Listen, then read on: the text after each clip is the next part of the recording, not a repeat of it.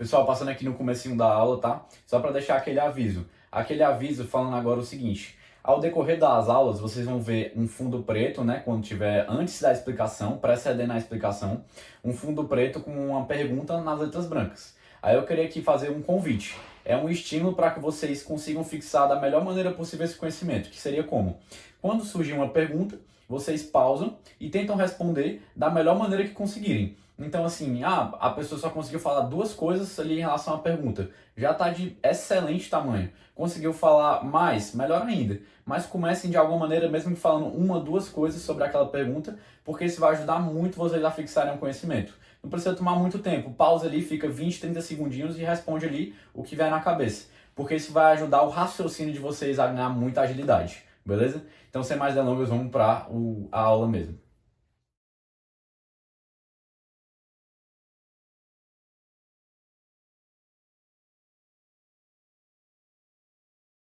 Fala pessoal, sejam bem-vindos a mais uma aula. Então, antes de responder aqui a pergunta, dar essas boas-vindas, né? Falar que a gente está fechando agora a nossa última aula sobre esse ciclo de 3 aulas que a gente teve agora de metabolismo, né? Essa série de 3 aulas que a gente teve de metabolismo. E também fechando essa grande série de aulas lá desde o começo, né? Fechando aqui com a nossa 18ª aula, tá bom? Então, sem mais delongas, vamos responder a pergunta e conversar agora um pouquinho sobre a função das proteínas, tá certo? Então, eu gosto de começar essa explicação respondendo essa pergunta da seguinte maneira. Geralmente, qual é a primeira coisa que vem na nossa cabeça em relação à função em proteínas? Geralmente eu imagino que as pessoas pensam logo em músculo, né? Porque tem até no senso comum essa ideia de que o músculo é feito de proteínas, composto por proteínas, né? Então já começa aqui destacando, uma da função das proteínas é compor o músculo. E para além disso, as proteínas têm a função também de compor vários outros tecidos estruturais. Então, uma das proteínas que compõem muitas vezes tem essa função estrutural em diversos tecidos do nosso corpo é o próprio colágeno. Então, já destaco aqui essa função estrutural. Mas não só a nível tecidual, como também a nível celular. Dentro da célula, né, no meio intracelular, a gente também encontra várias proteínas que fazem função estrutural, ali já dentro da própria célula. Se a gente fosse voltar lá no primeiro semestre, a gente pode lembrar também o seguinte, que para dar aqui um exemplo, na camada da membrana celular, né, a camada mais externa da célula, que é a membrana celular, que delimita o meio externo com o meio interno, ali a gente encontra também o quê? Várias proteínas transportadoras. Então as proteínas também podem ter essa função de transportadoras não só do que está do meio extracelular para o intracelular, como eu dei nesse exemplo, mas também existem outros casos em que as proteínas podem transportar, por exemplo, o oxigênio. Em que exemplo eu quero dizer? A própria hemoglobina tem a porção M e a porção globina. Então a hemoglobina, a porção globina dela, é composta de proteínas. Então transportadoras não só de coisas ali da membrana celular, mas em outros contextos também, como esse citado agora, como transportar oxigênio, por exemplo. Outro exemplo, que a gente viu ao longo de todas essas aulas, uma transportadora que está basicamente aparecendo em quase toda a aula, que transporta várias substâncias no nosso sangue, a própria albumina. Que não só transporta, mas como tem aquela função da pressão oncótica, da pressão colodosmótica, lembra? Então a albumina é um exemplo de proteína também muito importante da função de transporte e de gerar essa pressão oncótica, colodosmótica ali dentro do vaso, né? Então aqui eu estou só jogando, pessoal, várias ideias, várias funções, só para a gente ver o fato de que a proteína exerce diversas funções no nosso corpo. Então aqui eu comecei já citando essas, mas eu queria destacar especialmente 3 com vocês, que vai ser uma coisa que eu vou citar talvez ao longo da aula, que vão ser umas que eu queria destacar mais, que é justamente a função de compor neurotransmissores.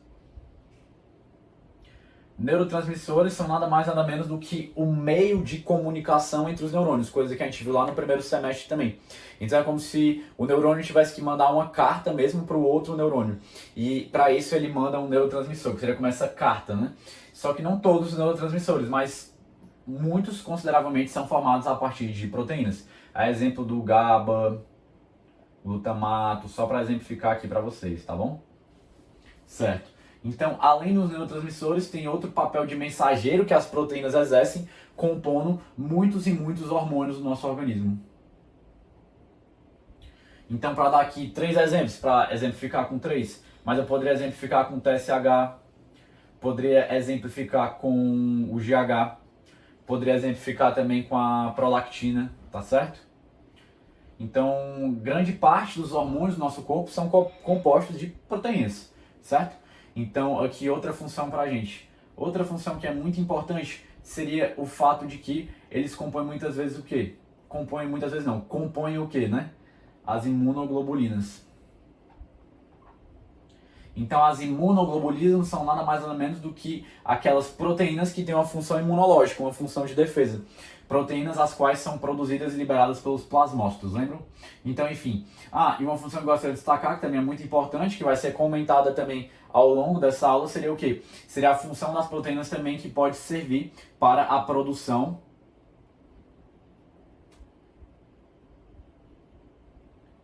de energia. Então isso aqui é uma função também que pode ser exercida com as nossas proteínas, tá certo? Então, deixa eu ver aqui, para destacar só mais uma e última, eu acho que para correlacionar também com muito que a gente já viu até agora nas aulas, seria a função de que as proteínas compõem as enzimas, em quase que a totalidade dos casos, né? Vários casos em que a gente vê as enzimas sendo compostas a partir de proteínas mesmo, né? Então, aqui, tanto enzimas que vão ter papéis, como a gente viu, enzimas a gente acabou de ver muito na parte do trato digestório, por exemplo. Então, a pepsina, a tripsina, enfim. Então, a gente vê o quê? Que tanto essas enzimas que são liberadas em meios em lumen, né? Em meios para exercer a sua ação ali, em alguns compostos, mas também enzimas que têm um papel ali intracelular. Certo? Então, dentro da célula a gente também encontra várias enzimas, essas enzimas muitas vezes são compostas de proteínas. Deixa eu pensar aqui só mais uma para a gente fechar aqui a resposta à pergunta, para exemplificar para vocês, mas deixa eu ver aqui. Pronto, uma última aqui para a gente fechar, seria que muitas vezes no nosso organismo, os receptores, existem muitos casos na literatura, então vocês vão estudando e vão vendo que muitos dos receptores do nosso organismo, receptores os quais recebem hormônios, enfim, que recebem outras substâncias, receptores os quais são compostos de proteínas, tá bom? Então aqui eu fui citando e jogando no quadro várias das funções das proteínas aqui para a gente responder essa pergunta, mas queria destacar especialmente os neurotransmissores, hormônios e também um pouquinho essa parte da produção de energia, porque é uma coisa que eu vou citar um pouquinho mais para frente, tá bom? Mas essas outras funções citadas também são muito importantes para a gente entender um pouquinho sobre a função das proteínas, porque é uma coisa muito ampla. Até, pessoal, só a título de curiosidade, mas existe aquela disciplina da bioquímica. A bioquímica vai estudar um pouco mais os compostos mesmo na perspectiva química, né? Esses compostos aqui que estão envolvidos no nosso organismo. E a bioquímica dedica quase que a maior parte, a bioquímica dedica a maior parte ao estudo das próprias proteínas. Então é um universo muito amplo. Porque a partir dessa estrutura das proteínas, a gente pode fazer mudanças estruturais e a partir dessas mudanças estruturais, essas proteínas exercerem várias funções. Beleza? Então é isso, pessoal.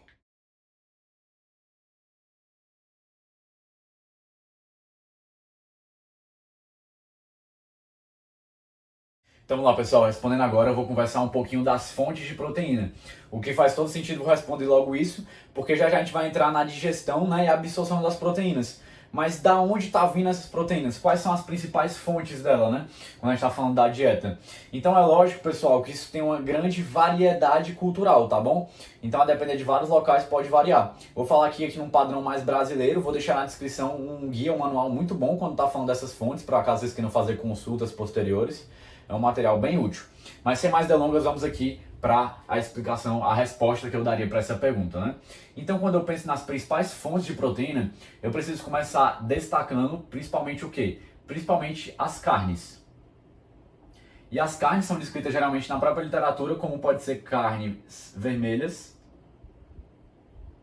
como também carnes de aves, né? Das carnes vermelhas, as principais que aqui na dieta brasileira, né, especialmente falando, mas as principais citadas é especialmente a carne de gado, como também carne de porco, tá? Carne vermelha de gado e carne vermelha de porco. Das aves, a principal citada é o próprio frango, certo? Beleza. Além dessas fontes de proteína, que são bem ricas, vale destacar também os próprios peixes. Certo? Então, aqui são as principais fontes, assim, geralmente descritas. vale a gente destacar o quê? Destacar que vai variar a depender da fonte outras coisas que estão acompanhando aquela proteína presente aqui. Então é lógico que a carne ela não tem, né? Lógico que alguns casos, exceções, mas a carne de maneira geral não tem só proteína, mas também vai ter o quê? Gordura. Então tem carnes que vão ser ricas em gorduras melhores e outras vão ser ricas em gorduras piores, tá bom? Mas o meu foco não é entrar tanto aqui nessa área, é só deixar citado isso daqui para vocês, tá certo? E além disso, tem carnes que vão poder acompanhar vários também micronutrientes, vitaminas. Então, carne vermelha de gado especialmente tem como acompanhante a própria B12, né?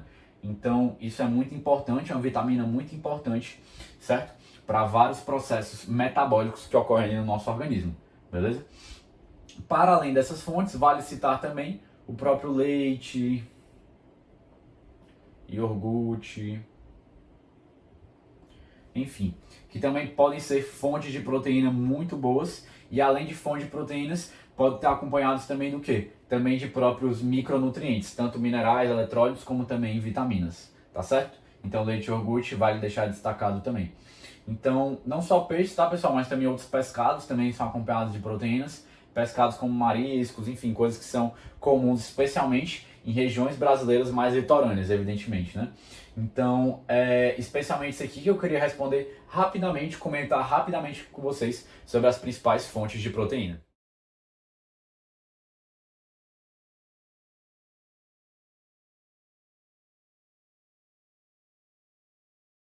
Então vamos lá, pessoal, buscar agora aqui responder o quê? O que é uma proteína?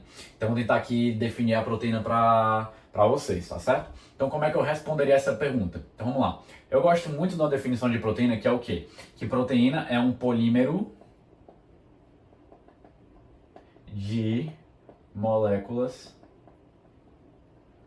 menores. Essas moléculas menores, as quais são especialmente, melhor dizendo, são precisamente os aminoácidos. Então eu gosto de sempre, para buscar explicar essa ideia de polímero, usar uma analogia com o Lego, certo? Então eu acho que todo mundo já brincou de Lego alguma vez na vida, mas Lego é aquele brinquedo das pecinhas que a gente vai o quê? A gente vai montando até chegar num determinado objeto, na construção de algo, certo? Então é interessante que, digamos que eu tenho várias peças ali, a partir até nem tantas peças, mas com poucas peças, sendo as mesmas peças.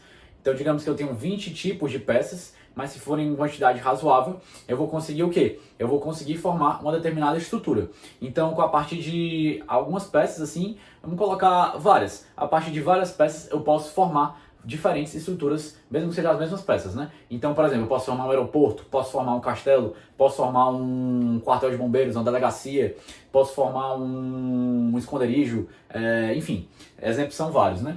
Então, justamente o que? Os aminoácidos são as peças de Lego que a gente pode dispor em diferentes arranjos para formar diferentes estruturas, para formar diferentes proteínas, tá certo? Então, só para fazer essa analogia, para deixar isso mais claro possível. Tem outra analogia que eu gosto de fazer também, que é justamente com a ideia dos anagramas. Então, tem até muitos joguinhos de celular, né, que usam os anagramas para entretenimento, né, para a pessoa se entreter ali com um joguinho de celular. Mas o exemplo que eu gosto de dar para explicar melhor ainda é o quê? Eu gosto de pegar duas palavras, né, estudo e duetos. Então aqui a gente tem 6 letras e a gente tem as mesmas letras. Porém, essas letras estão arranjadas numa sequência diferente. E essa sequência faz toda a diferença. Essa sequência vai fazer o quê? Essa sequência vai formar duas palavras que significam coisas completamente diferentes. Então aqui esse arranjo faz toda a diferença para a gente ter o significado da palavra. Da mesma maneira, mesmo que eu tivesse 6 aminoácidos, digamos, e 6 não, mas vamos colocar mais. Mesmo que eu tivesse, sei lá, 400 aminoácidos, certo? E esses 400 aminoácidos arranjados, seriam os mesmos aminoácidos sem a quantidade, né? Enfim, a sequência que eu arranjaria aqueles aminoácidos faria toda a diferença. Poderia gerar duas proteínas, o quê? Completamente diferentes. Por isso que, o que acontece, pessoal? A gente tem geralmente o quê? A gente tem no nosso organismo exatamente o quê? A gente tem exatamente 20 tipos de aminoácidos, certo? São poucos tipos, mas a depender da forma que eu arranjo aqueles tipos, eu vou formar diferentes e várias diferentes proteínas. Tudo bem? Então, era basicamente isso que é a ideia que eu queria passar, tá certo? E esse conceito de que a sequência faz toda a diferença é o que a gente chama geralmente de arranjo sequencial. beleza? Então, vamos lá, vamos dar seguimento aqui. A gente já entendeu que a proteína é um polímero de moléculas menores, as quais são os aminoácidos. Então, as proteínas são formadas essencialmente, de maneira geral, de aminoácidos. É evidente, pessoal, que existem algumas proteínas que a gente chama, geralmente os autores chamam na literatura de proteínas conjugadas, que são formadas por outros constituintes para além dos aminoácidos. Então, um exemplo é a glicoproteína, que é formada não só por aminoácidos, mas também por essa parte glico, por outros compostos orgânicos nesse caso, mas também poderia ser, em outros exemplos, que não é a glicoproteína, compostos inorgânicos. Então, essencialmente, de maneira geral, a proteína é formada de aminoácidos, mas existem esses casos que podem ser formados por outros compostos. Aqui, de maneira geral, nas aulas eu vou trabalhar a proteína formada essencialmente de aminoácidos. Não vou entrar muito nessa seara desses outros tipos de proteínas conjugadas, mas estou só deixando aqui citado para ficar o mais claro possível. Beleza? E vamos entender o seguinte. Quantos aminoácidos podem me perguntar? Pedro, quantos aminoácidos eu preciso para formar uma proteína? Então, pessoal, isso é um tema, isso é uma pergunta que diverge muito a resposta em toda a literatura. Então, tem os autores que falam, não, tem que ter pelo menos 20 aminoácidos para eu chamar de proteína. Ou não, tem outros que falam, não, tem que ter 50 no mínimo para eu chamar de proteína. Outros falam, tem que ter pelo menos 100. Então, isso é uma coisa que é muito divergente na literatura. Mas aqui eu vou adotar a seguinte definição do Guyton, o seguinte exemplo que ele dá, o seguinte conceito que ele traz para nós, que é qual? Que é que para ser uma proteína, mesmo que seja uma proteína muito miudinha, muito pequena, tem que ter pelo menos mais de 20 aminoácidos. Agora, em média, ele fala que, em média, as proteínas, então se a gente pega ali todas as proteínas e faz uma média, né? Quantos aminoácidos, em média, elas têm? Aí ele coloca que é, em média, 400 aminoácidos. Então, estou citando esses números aqui só para tentar esclarecer um pouquinho dessa pergunta com exemplos que o Guyton traz, né? Mas, repito, isso aqui pode divergir, no caso, divergir o quê, né? Esse número mínimo aqui. Mas vamos lá. Ele fala também que existem proteínas que podem chegar a, por exemplo, milhares de aminoácidos. Então, proteínas bem grandes, né?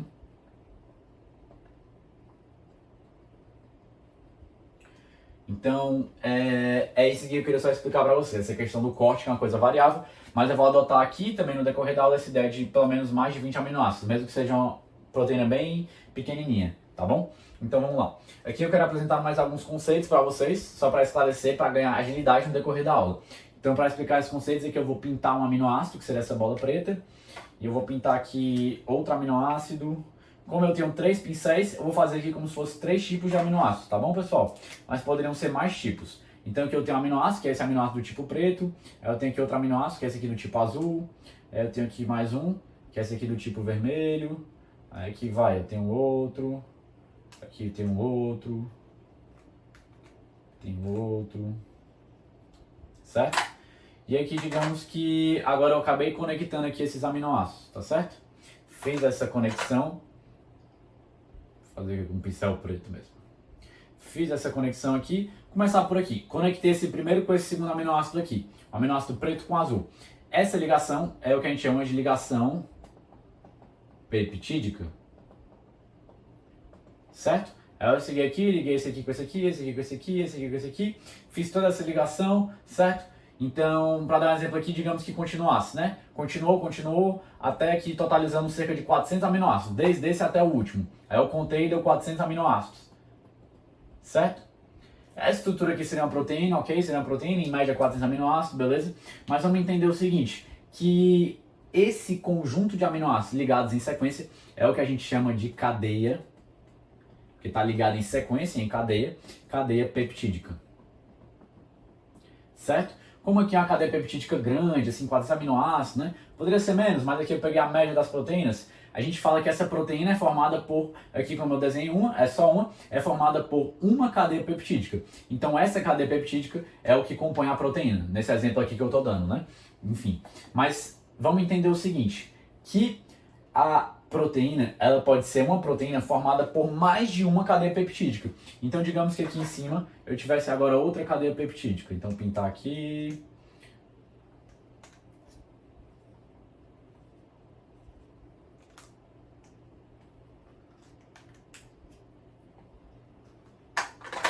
Então, aqui tem aminoácidos. Esses aminoácidos estão ligados em sequência. Ligados em sequência justamente por ligações peptídicas, certo? Se eu tenho vários aminoácidos ligados em sequências, eu tenho uma cadeia peptídica. Então eu tenho um aqui embaixo, eu tenho um em cima. Digamos que aqui teve ligações moleculares, certo? Agora eu tenho essas duas cadeias unidas. Então agora, digamos aqui no meu exemplo, isso aqui eu tenho uma proteína.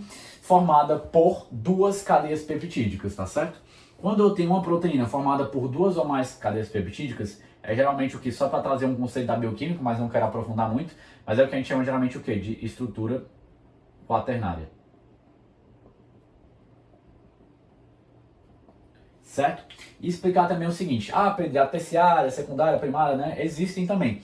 E entender que elas se aplicam quando a gente está falando de uma cadeia peptídica. E entender que aqui eu estou com um quadro, né, que é 2D, não tem como vocês terem uma noção muito tridimensional, só pelo quadro aqui, eu fico limitado por isso. E também eu não tenho os melhores dotes artísticos para poder desenhar uma coisa aqui tridimensional, assim, que dê a impressão de tridimensional, né, que eu me refiro. Então aqui está tudo como se fosse linear, como se aqui é essa proteína, né. Digamos aqui, apagar essa cadeia de cima. Digamos que aqui a gente tem uma proteína, não tem mais uma estrutura quaternária, né? Porque não é duas ou mais cadeias. Mas digamos que a gente tem uma proteína formada por uma cadeia peptídica.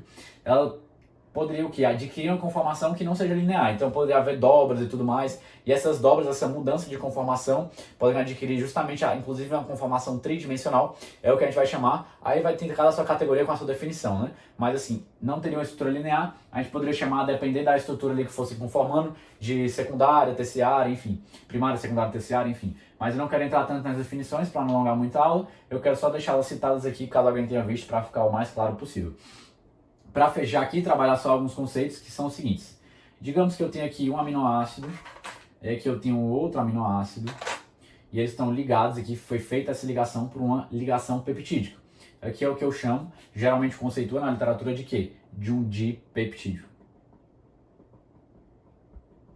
Agora digamos que eu tenho um, tenho dois, aí eu tenho aqui mais um, tenho 3 aminoácidos ligados por as ligações peptídicas aqui. Então aqui eu vou ter o quê? Um tripeptídeo. Agora digamos que eu continue aqui, eu tenho 1, 2, aí aqui eu tenho 3, 4 aminoácidos. Então aqui eu vou ter agora o que geralmente chama-se de oligopeptídeo. Aqui para dar mais exemplo, digamos que eu tenho 1, 2, 3, 4, aí tem aqui 5, 6, 7, aí tem aqui 8, aí tem aqui mais 1, 9, por exemplo. Aí eu fui fazendo aqui ligações peptídicas. Aqui eu tenho o quê? Tem uma cadeia peptídica, e essa cadeia peptídica, aqui também é uma cadeia peptídica, aqui tem uma cadeia peptídica, aqui tem uma cadeia peptídica. Essa cadeia peptídica é formada por 2 aminoácidos, chamo de dipeptídeo. Essa aqui é formada por 3 aminoácidos, chamo de tripeptídeo. Essa aqui é formada por poucos aminoácidos. Então, se essa cadeia peptídica é formada de poucos aminoácidos, chamo de oligopeptídeo. Agora que digamos que eu tenho uma cadeia peptídica formada por muitos aminoácidos, vou chamar de polipeptídeo. Então, vamos lá. Você pode perguntar, né, Pedro, qual é o corte, né, pra gente chamar de oligopoli? Então, pessoal, não tem um corte muito específico. Fica mais fácil eu falar de peptídeo, é evidente, né? O próprio prefixo nos aponta que são 2 aminoácidos. Tripeptídeo, o próprio prefixo nos aponta o quê? Que são 3 aminoácidos. Agora, oligo, o que acontece? O prefixo oligo vem justamente de poucos, né? Só pensar, oligarquia, esse prefixo, me aponta para quê? Para um governo de poucos, né? A própria palavra. Então, oligo vem dessa ideia de poucos. Já poli vem a ideia de vários, né? Muitos, enfim. E como isso também é um objeto de divergência em literatura, assim como o corte das proteínas, então aqui eu prefiro me segurar nessa ideia de oligo poucos e poli vários do que tentar dar ideias cravadas, assim, cortes, tá bom? Então só vou aqui pelo bom senso do prefixo e da linguagem mesmo, da etimologia da palavra, tá bom? Então, dito tudo isso, essa aqui é a ideia geral que eu queria só apresentar para vocês de o que é definir, tentar mostrar um pouquinho mais do que é uma proteína.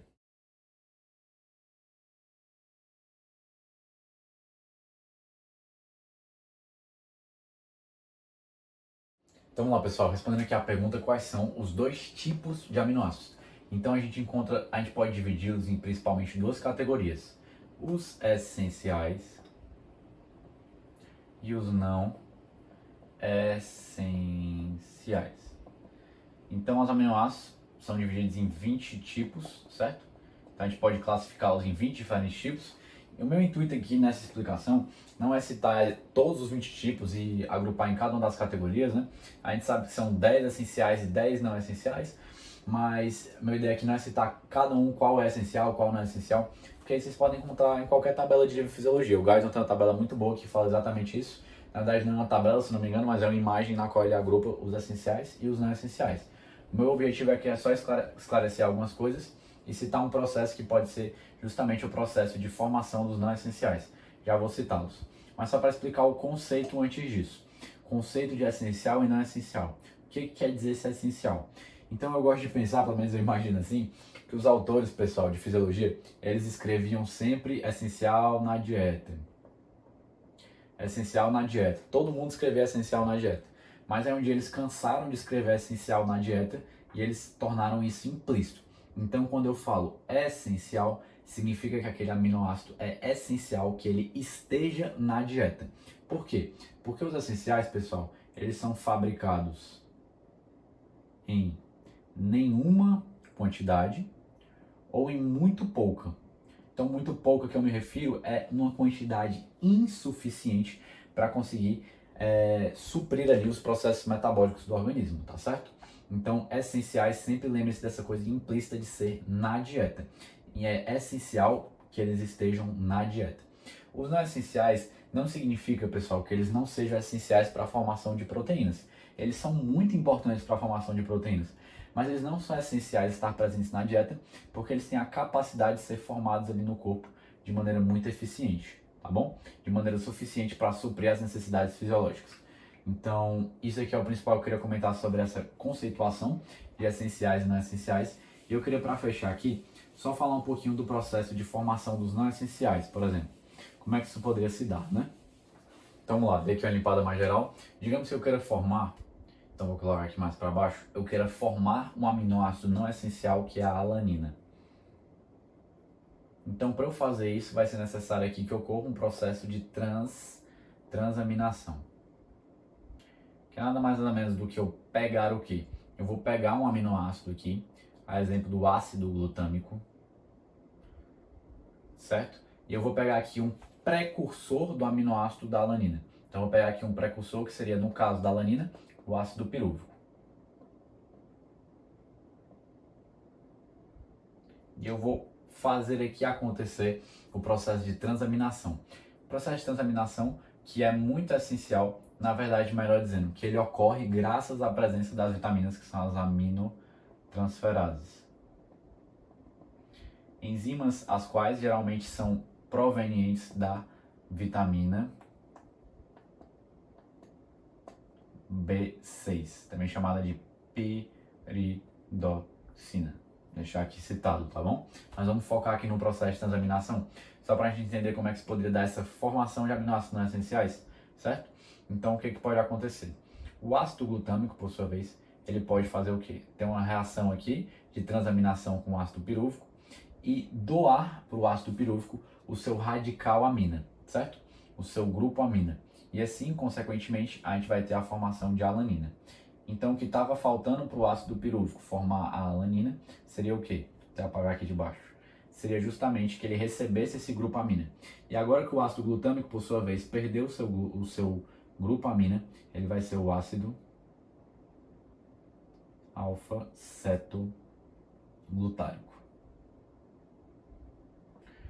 Certo, então eu perdi o ácido glutâmico, perdi esse aminoácido ácido glutâmico, que é um aminoácido não essencial, e transformei-o em ácido alfa-cetoglutârico. Eu perdi ele porque ele cedeu o seu grupo amina para o ácido pirúvico, para assim a gente conseguir ter a formação da alanina, que era o que a gente estava querendo chegar. Então, só para citar rapidamente como é que ocorre esse processo, para exemplificar como é que ocorre esse processo de transaminação, de formação de aminoácidos não essenciais.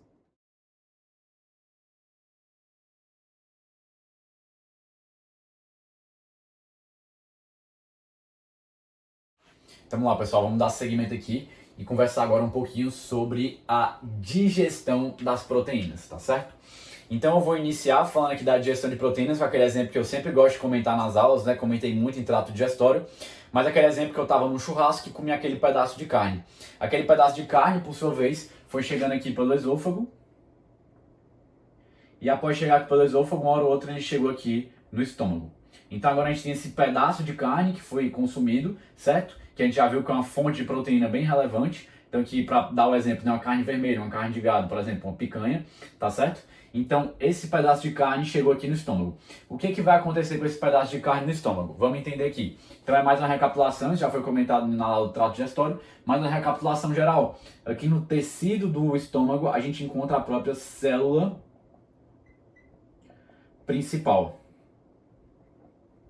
A célula principal, por sua vez, ela vai liberar aqui uma enzima na sua forma inativa ainda, que é o pepsinogênio. Mas o que acontece aqui no estômago? Aqui no estômago a gente tem, pessoal, um meio ácido.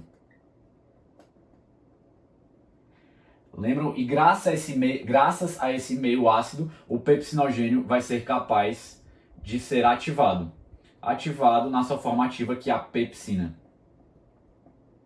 Então aqui é o pepsinogênio, vou desenhar a pepsina como um asterisco. Então, o meio ácido vai proporcionar essa ativação do pepsinogênio, que seria o pepsinogênio ativado, que chamamos de pepsina, tá bom?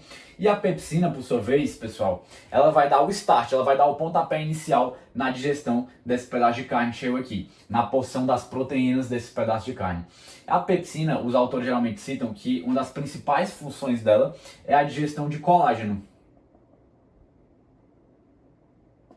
E essa digestão de colágeno vai ser muito importante. Por quê? Porque vamos entender um pouquinho aqui o seguinte. A carne, pessoal, ela é estruturalmente composta por colágeno e esse colágeno está ali meio que juntando a carne, deixando ela juntinha, certo? E esse colágeno, ao ser degradado pela pepsina, o que vai acontecer? Vai, ao ser degradado, permitir que esse pedaço de carne, essa proteína, ao chegar aqui no intestino, que vai ser um palco muito importante da digestão de proteína, já vou chegar nele, mas vai permitir que agora esse pedaço de carne, que agora teve o seu colágeno digerido pela pepsina, esteja mais facilmente passível de ser penetrado, de ser adentrado por outras enzimas daqui.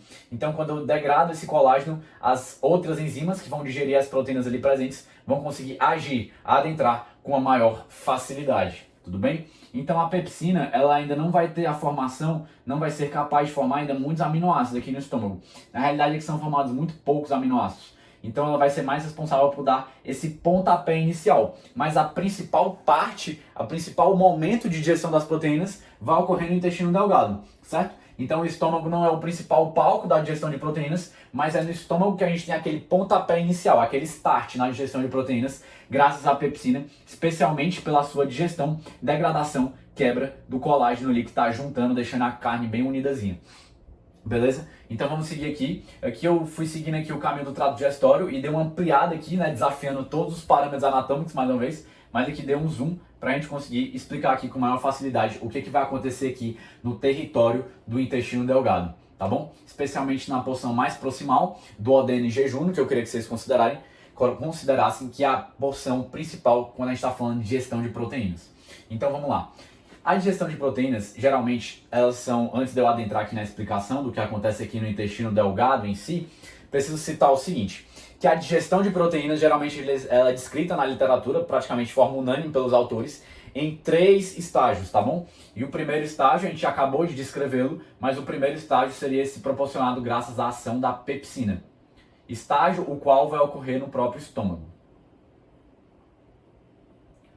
Certo? Então vamos lá. O pedaço de carne foi seguindo aqui e a gente já sabe que esse pedaço de carne já iniciou a sua digestão no estômago graças à pepsina e agora já começou a ser digerido aqui especialmente o colágeno, permitindo agora uma entrada mais fácil das enzimas que vão chegar aqui no nosso intestino delgado. Essas enzimas vão chegar aqui de onde? Lembra aqui da nossa boa e velha conhecida papila de Vater? O que vai desembocar na papila de Vater mesmo? O que vai desembocar na papila de Vater é também a bile, mas aqui no foco não é tanto a bile é mais importante na digestão dos lipídios, como a gente viu. Mas o que vai desembocar na papila de Vater, que é importante pra gente, é o próprio ducto pancreático principal. O ducto pancreático principal, por sua vez, vai estar trazendo o quê? Vai estar trazendo o próprio suco pancreático. Suco pancreático, o qual está sendo proveniente aonde? Proveniente do próprio pâncreas. Então, o pâncreas vai mandar esse suco pancreático e esse suco pancreático vai chegar aqui no nosso intestino. O suco pancreático, por sua vez, ele tem 4 principais enzimas, que vai ser a tripsina, que aqui vai chegar na sua forma inativa ainda, que seria o tripsinogênio. Também o quimiotripsinogênio. E também a proelastase e procarboxipolipeptidase. Que alguns autores chamam também de procarboxipeptidase, né? Isso varia, mas enfim. O que eu quero destacar é o seguinte, que a procarboxipolipeptidase, o que vai acontecer? Alguns autores também citam que pode ser dividido tipo A e tipo B, mas eu queria destacar o quê? Eu queria destacar aqui, de maneira geral, como procarboxipolipeptidase, tá bom? Estou só citando que existe também alguns autores que fazem essa subdivisão em tipo A e tipo B. Mas isso aqui basta pra gente. Beleza. O que acontece? Essas enzimas que estão presentes no suco pancreático e chegaram aqui no intestino delgado estão na sua forma inativa. Elas são necessárias que a gente ative elas para que elas possam finalmente agir aqui sobre esse pedaço de carne que já iniciou a sua digestão. Então o que vai acontecer para elas serem ativadas? Aqui na própria borda, né, na mucosa do intestino delgado, a gente encontra os enterócitos. E os enterócitos, por sua vez, possuem as vilosidades, e nas vilosidades a gente encontra as microvilosidades. As microvilosidades, o conjunto delas, vão compor o que a gente chama da borda em escova. E a borda em escova é o que eu quero chegar aqui. Nessa borda em escova, pessoal, alguns autores citam a presença, que eu vou colocar aqui de vermelho, a presença de uma enzima aqui na borda em escova, que é a enteroquinase. Essa enzima vai, nada mais nada menos, fazer o quê? Essa enzima vai pegar o tripsinogênio e vai ativar esse tripsinogênio. Vai colocá-lo na sua forma ativa. Então, vai pegar o tripsinogênio e vai colocá-lo na sua forma ativa, forma a qual nós chamamos de tripsina. A tripsina, por sua vez, que agora é o quimiotripsinogênio, vai ativar os demais compostos, tá bom? A própria tripsina, pessoal, além de ativar esses outros 3, ela vai ser capaz de ativar também o próprio resto do tripsinogênio. Então, a enteroquinase, digamos que a gente tem aqui 10 tripsinogênios, tá bom? A enteroquinase chegou e ativou o quê? Chegou não, que ela já estava ali, né? Quem chegou foi o tripsinogênio, mas vocês entenderam. A enteroquinase, digamos que ativou um tripsinogênio, vou colocar aqui um ativado como um asterisco, e esse um tripsinogênio que foi ativado, que agora a tripsina por sua vez, é capaz de pegar os outros tripsinogênios e ir ativando eles, tá bom? Então a tripsina pode ativar esses 3, ativa, mas também pode ativar o próprio resto do tripsinogênio. Mas enfim, vamos dar seguimento aqui. A tripsina por sua vez vai pegar o quimiotripsinogênio e vai transformá-lo na sua forma ativada, que vai ser a própria quimiotripsina. Vai pegar a proelastase e vai transformar na sua forma ativada, que é a própria elastase. Vai pegar a procarboxipolipeptidase e vai transformar na sua forma ativada, que é carboxipolipeptidase. Então a gente viu, em questão de nomenclatura, só para deixar isso aqui pontuado, que esse sufixo gênio, geralmente ele significa o quê? Significa que está na forma inativa. Então tripsina, nossa forma inativa, a gente chama de tripsinogênio. Quimiotripsina, nossa forma inativa, a gente chama de quimiotripsinogênio. Entendeu? Esse sufixo indica essa forma inativa. E aqui proelastase, procarboxipolipeptidase, esse prefixo que é o quê? Que é o pró, também indica que aquela enzima está na sua forma inativa. Quando se transforma em forma ativa, a gente já viu que até some esse prefixo. Então vamos aqui dar segmento. Então, só fazer uma analogia, se ainda não ficou claro, pensem que chegou todo mundo ali no suco pancreático dormindo. Tava todo mundo cochilando, dormindo, beleza? E o que aconteceu? Um teve que ser acordado primeiro. Quem foi acordado primeiro foi quem? Foi o próprio tripsinogênio. Então, o tripsinogênio foi acordado primeiro pela enteroquinase e se transformou na sua forma acordada, na sua forma ativa, na tripsina. E agora que a tripsina, né, que é o quimiotripsinogênio, que é o tripsinogênio que está acordado, essa tripsina vai acordar o resto da galera. Então é tipo aquela galera que vai dormir na casa e um acorda primeiro e acorda todo mundo, né? Só para fazer uma analogia aqui para ficar mais claro ainda. Mas é isso. Agora, essas 4 enzimas vão atuar aqui sobre esse pedaço de carne, mais especificamente na sua parte proteica, tá bom? Então vai atuar aqui nas proteínas presentes para digeri-las. Certo? Então vamos lá, para a gente conversar sobre a ação dessas enzimas, vamos só entender o que foi que chegou aqui. Eu já falei que iniciou a digestão especialmente do colágeno, mas vamos entender que esse pedaço de proteína, esse pedaço de carne composto de proteínas, já começou a ser degradado e formar o quê? Já no estômago. Então o que chegou aqui, antes da gente falar dessas aqui já chegou polipeptídeos,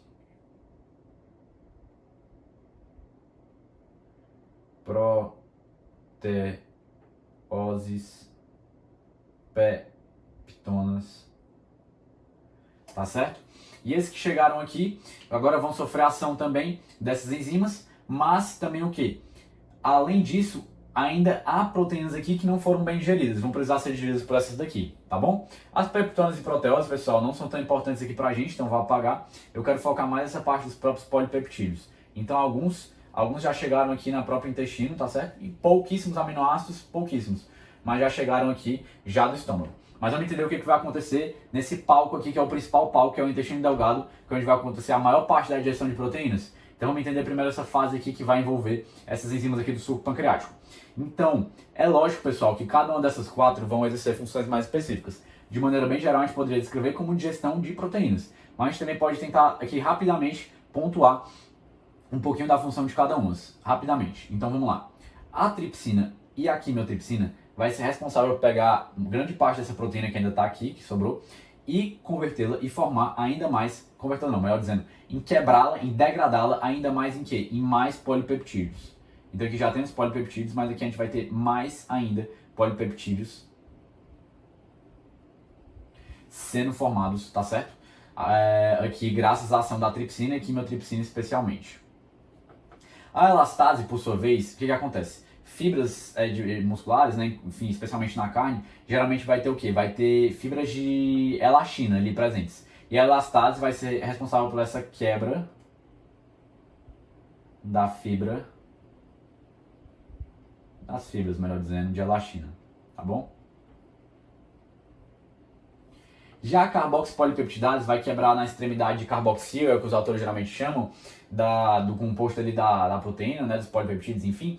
Vai quebrar o quê? Vai clivar ali dos polipeptídeos, o quê? Vai clivar alguns aminoácidos já. Então aqui a gente tem a pequena formação já de alguns aminoácidos, mas ainda não é tão significativa, tá bom? Até agora a gente tem mais, principalmente o quê? Polipeptídeos, tá certo? E também aqui a gente já tem alguns dipeptídeos, que seriam 2 aminoácidos, né? Formado por 2 aminoácidos. A gente também tem alguns o quê? Tripeptídeos. Mas aqui o que a gente tem especialmente são os polipeptídeos, tá certo? Então a segunda fase do que a gente está conversando aqui, essa segunda fase se daria graças ao quê? Graças especialmente a essa ação do suco pancreático e as enzimas ali presentes. Essas 4 aqui especialmente que eu conversei com vocês. Agora vamos para a nossa terceira e última fase, estágio, vamos pensar assim, que também vai acontecer nesse palco que é o intestino delgado.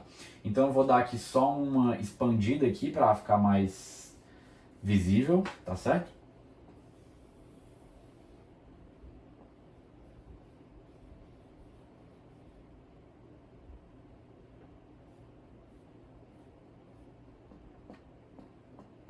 Mas aqui a gente vai encontrar os próprios enterócitos. E aqui na borda em escova desses enterócitos, a gente vai encontrar enzimas muito importantes para seguir nesse processo de digestão, tá, pessoal? E essas enzimas vão proporcionar a principal formação de aminoácidos, dipeptídeos e tripeptídeos, que são as formas menorzinhas das proteínas, tá certo? As formas mais e mais essenciais, mais, como é que eu posso dizer? Menorzinhas mesmo, tá? Em menor tamanho mesmo das proteínas, ali após serem quebradas, tá certo? Então vamos aqui entender. Nos enterócitos a gente vai encontrar, aqui que eu pintei de vermelho, essas enzimas que a gente chama de peptidases. E essas peptidases, por sua vez, são divididas especialmente em 2 tipos, que seriam as próprias aminopolipeptidases e também dipeptidases. De maneira geral, a função dessas peptidases, especialmente essas duas, vai ser fazer o quê? Vai ser pegar esses polipeptídeos, que ainda estão abundantes aqui, de certa maneira, e quebrá-los especialmente em tripeptídeos, que já estão aqui, né, mas só recapitulando, aqui já tinham alguns, né, como eu falei na explicação, mas agora que vai ter a quebra mais abundante desses polipeptídeos em tripeptídeos, dipeptídeos e também aminoácidos. E esses três, por sua vez, são passíveis de serem o quê? São passíveis de serem absorvidos. Então, não só o aminoácido, que seria a forma menorzinha, né, a forma mais essencial, mais pequena das proteínas, ali após elas serem quebradas, né, é capaz de ser absorvida. Mas também os tripeptídeos e dipeptídeos podem ser absorvidos. Depois eu vou detalhar um pouquinho melhor. Eu só queria destacar o seguinte. Vamos entender aqui o seguinte. Que após esses tripeptídeos, dipeptídeos e aminoácidos forem absorvidos, que eu vou falar um pouco melhor da absorção, eles vão estar aqui no meio intracelular. Então aqui um aminoácido, tá, que eu estou pintando, aqui um dipeptídeo e aqui um tripeptídeo.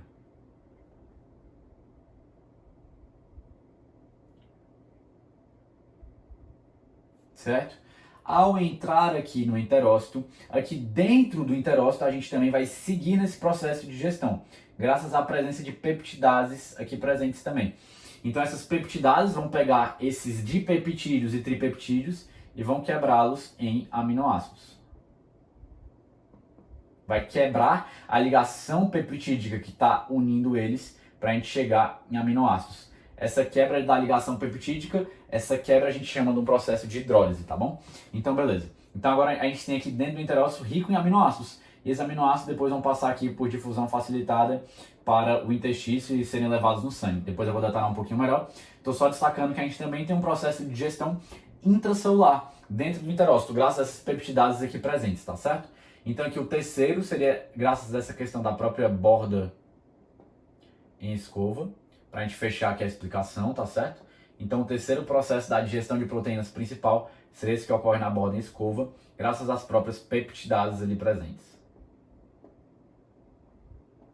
Certo? A gente poderia, eu falei três principais, mas a gente poderia colocar um a mais aqui, um quarto até menorzinho, mas que é muito importante também, mas que seria esse quarto que ocorre graças às peptidases presentes dentro do meio intracelular, tá bom?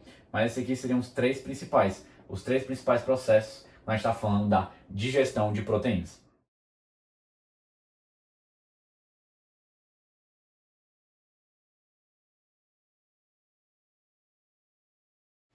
Então vamos lá, pessoal, seguindo aqui, comentar agora um pouquinho mais sobre a absorção das proteínas, tá certo? Então vamos nessa. Aqui eu desenho o nosso bom e velho enterócito. Aqui do lado direito o próprio lúmen, onde a gente vai encontrar o que a gente acabou de ver, que foi o produto da digestão, produto qual são os aminoácidos, os dipeptídeos e os tripeptídeos. Certo? Então vamos aqui entender juntos como é que vai se dar a absorção desses três especiais produtos da digestão. Os três que são capazes de serem absorvidos. Porque se tivessem formas maiores, como polipeptídeos, a gente não conseguiria ter essa absorção. Então vamos lá. Vamos entender aqui no enterócito, a gente tem o quê? A gente tem a membrana basolateral, que seria essa membrana daqui, tá certo?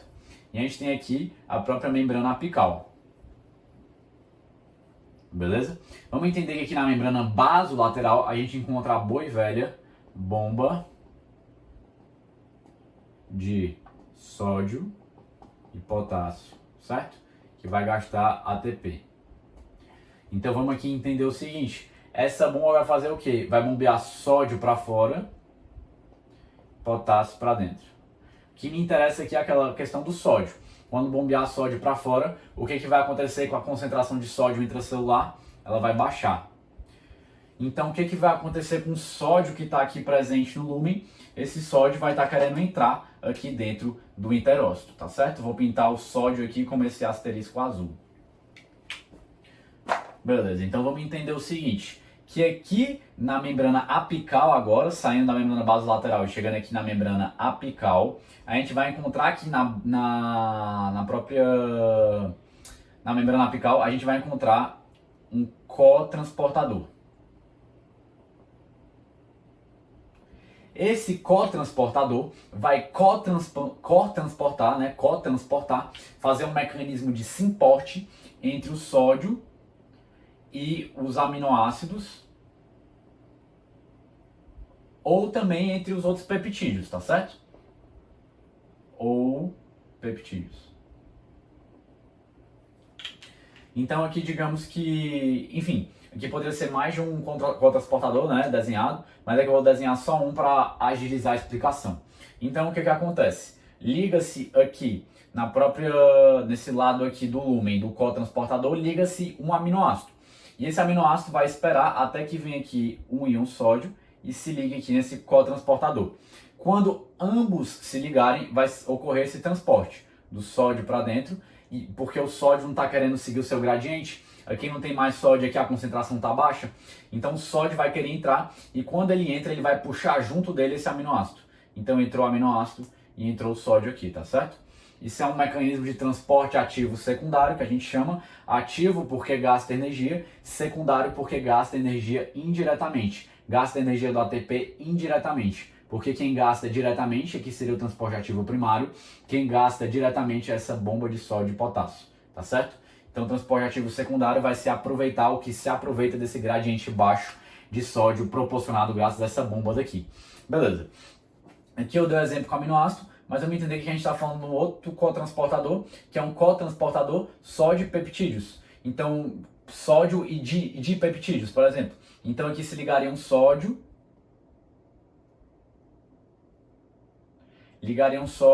e também ligaria aqui um dipeptídeo. E quando ambos se ligassem, haveria o quê? Haveria esse movimento de entrada do sódio, já que ele está querendo seguir o seu gradiente, e de entrada aqui do dipeptídeo. Então eu consegui colocar aqui o próprio dipeptídeo para dentro, certo? A mesma ideia se aplicaria aqui para o tripeptídeo. Então se ligou aqui um tripeptídeo, ligou o sódio, ambos entraram, tá bom? Então existe esse mecanismo de cotransporte, mas vamos entender também que pode haver um mecanismo, a depender do tipo de aminoácido, de peptídeo e tripeptídeo, que pode variar. Então podem ter diferentes aminoácidos, diferentes dipeptídeos, diferentes tripeptídeos. Também a gente pode ter aqui um processo de difusão facilitada. Então pode haver outras proteínas de transporte aqui, que vão pegar esse dipeptídeo e entrar só o dipeptídeo, por exemplo, não requerindo essa presença do sódio. Então eu estou só citando isso porque a literatura cita, pessoal, até mais de 10 transportadores diferentes para quando a gente está falando do transporte de proteínas. Mas eu quero destacar o principal mecanismo de transporte, que seria nesse cotransporte com sódio, nesse simporte com sódio, e só deixar citado o quê? Citado também que existem várias e várias outras proteínas aqui transportadoras que podem também realizar esse transporte. Então, eu só queria deixar isso aqui comentado com vocês. E após a entrada aqui, só destacando isso, né? Dos aminoácidos aqui dentro da célula, dos dipeptídeos, dos tripeptídeos, mas só reforçando mais uma vez, porque eu já citei, esses dipeptídeos e tripeptídeos aqui dentro da célula podem encontrar peptidases que estão aqui intracelulares. Então essas peptidases podem fazer o quê? Elas vão degradar essas ligações peptídicas e vai haver a formação ainda maior de aminoácidos aqui dentro. Então esses aminoácidos aqui formados por sua vez agora vão sair aqui por um processo de difusão facilitada graças a uma proteína transportadora aqui na própria membrana basolateral, e eles vão conseguir sair aqui para o meio extracelular, só que agora do lado do interstício. E aqui eles podem entrar nos próprios vasos e serem transportados, tá certo? Então basicamente o que vai sair são especialmente aminoácidos. Então os autores citam até que, beleza, entrou aqui muito dipeptídeo e tripeptídeo, entrou, mas o que vai sair vai ser, em grande parte, citam até 99% do que sai é aminoácido, graças a essas peptidases intracelulares. Por isso que eu estou só destacando elas novamente. Mas esse aqui é o principal geralzão que eu queria conversar com vocês.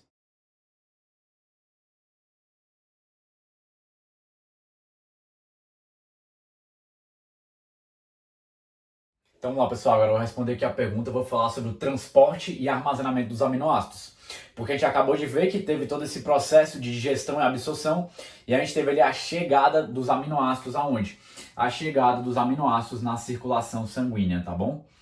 Então aqui chegou principalmente aminoácidos, reforçando, porque os dipeptídeos e tripeptídeos que a gente acabou de ver não foram degradados ali pelas peptidases intracelulares dos enterócitos, e assim o que a gente chegou aqui foi especialmente aminoácidos.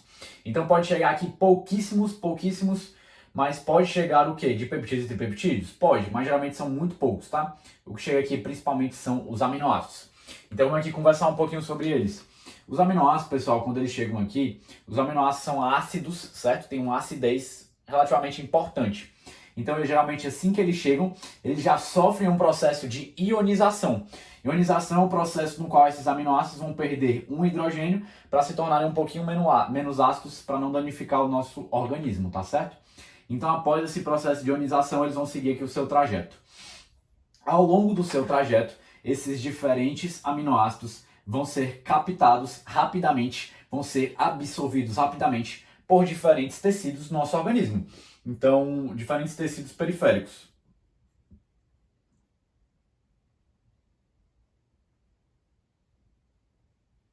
Então, aqui a gente poderia citar os músculos, poderia citar a própria pele, poderia citar o coração, poderia citar o pulmão, poderia citar os tecidos periféricos de maneira geral, que podem estar precisando de aminoácidos e vão captá-los e captar esses aminoácidos. Mas o principal, um dos líderes na captação, um dos que mais capta rapidamente em maior quantidade esses aminoácidos, é o próprio fígado. E o que vai acontecer após essa captação? Então aqui de maneira bem geralzona, eu vou desenhar aqui uma célula de um tecido periférico, tá certo? De maneira geral.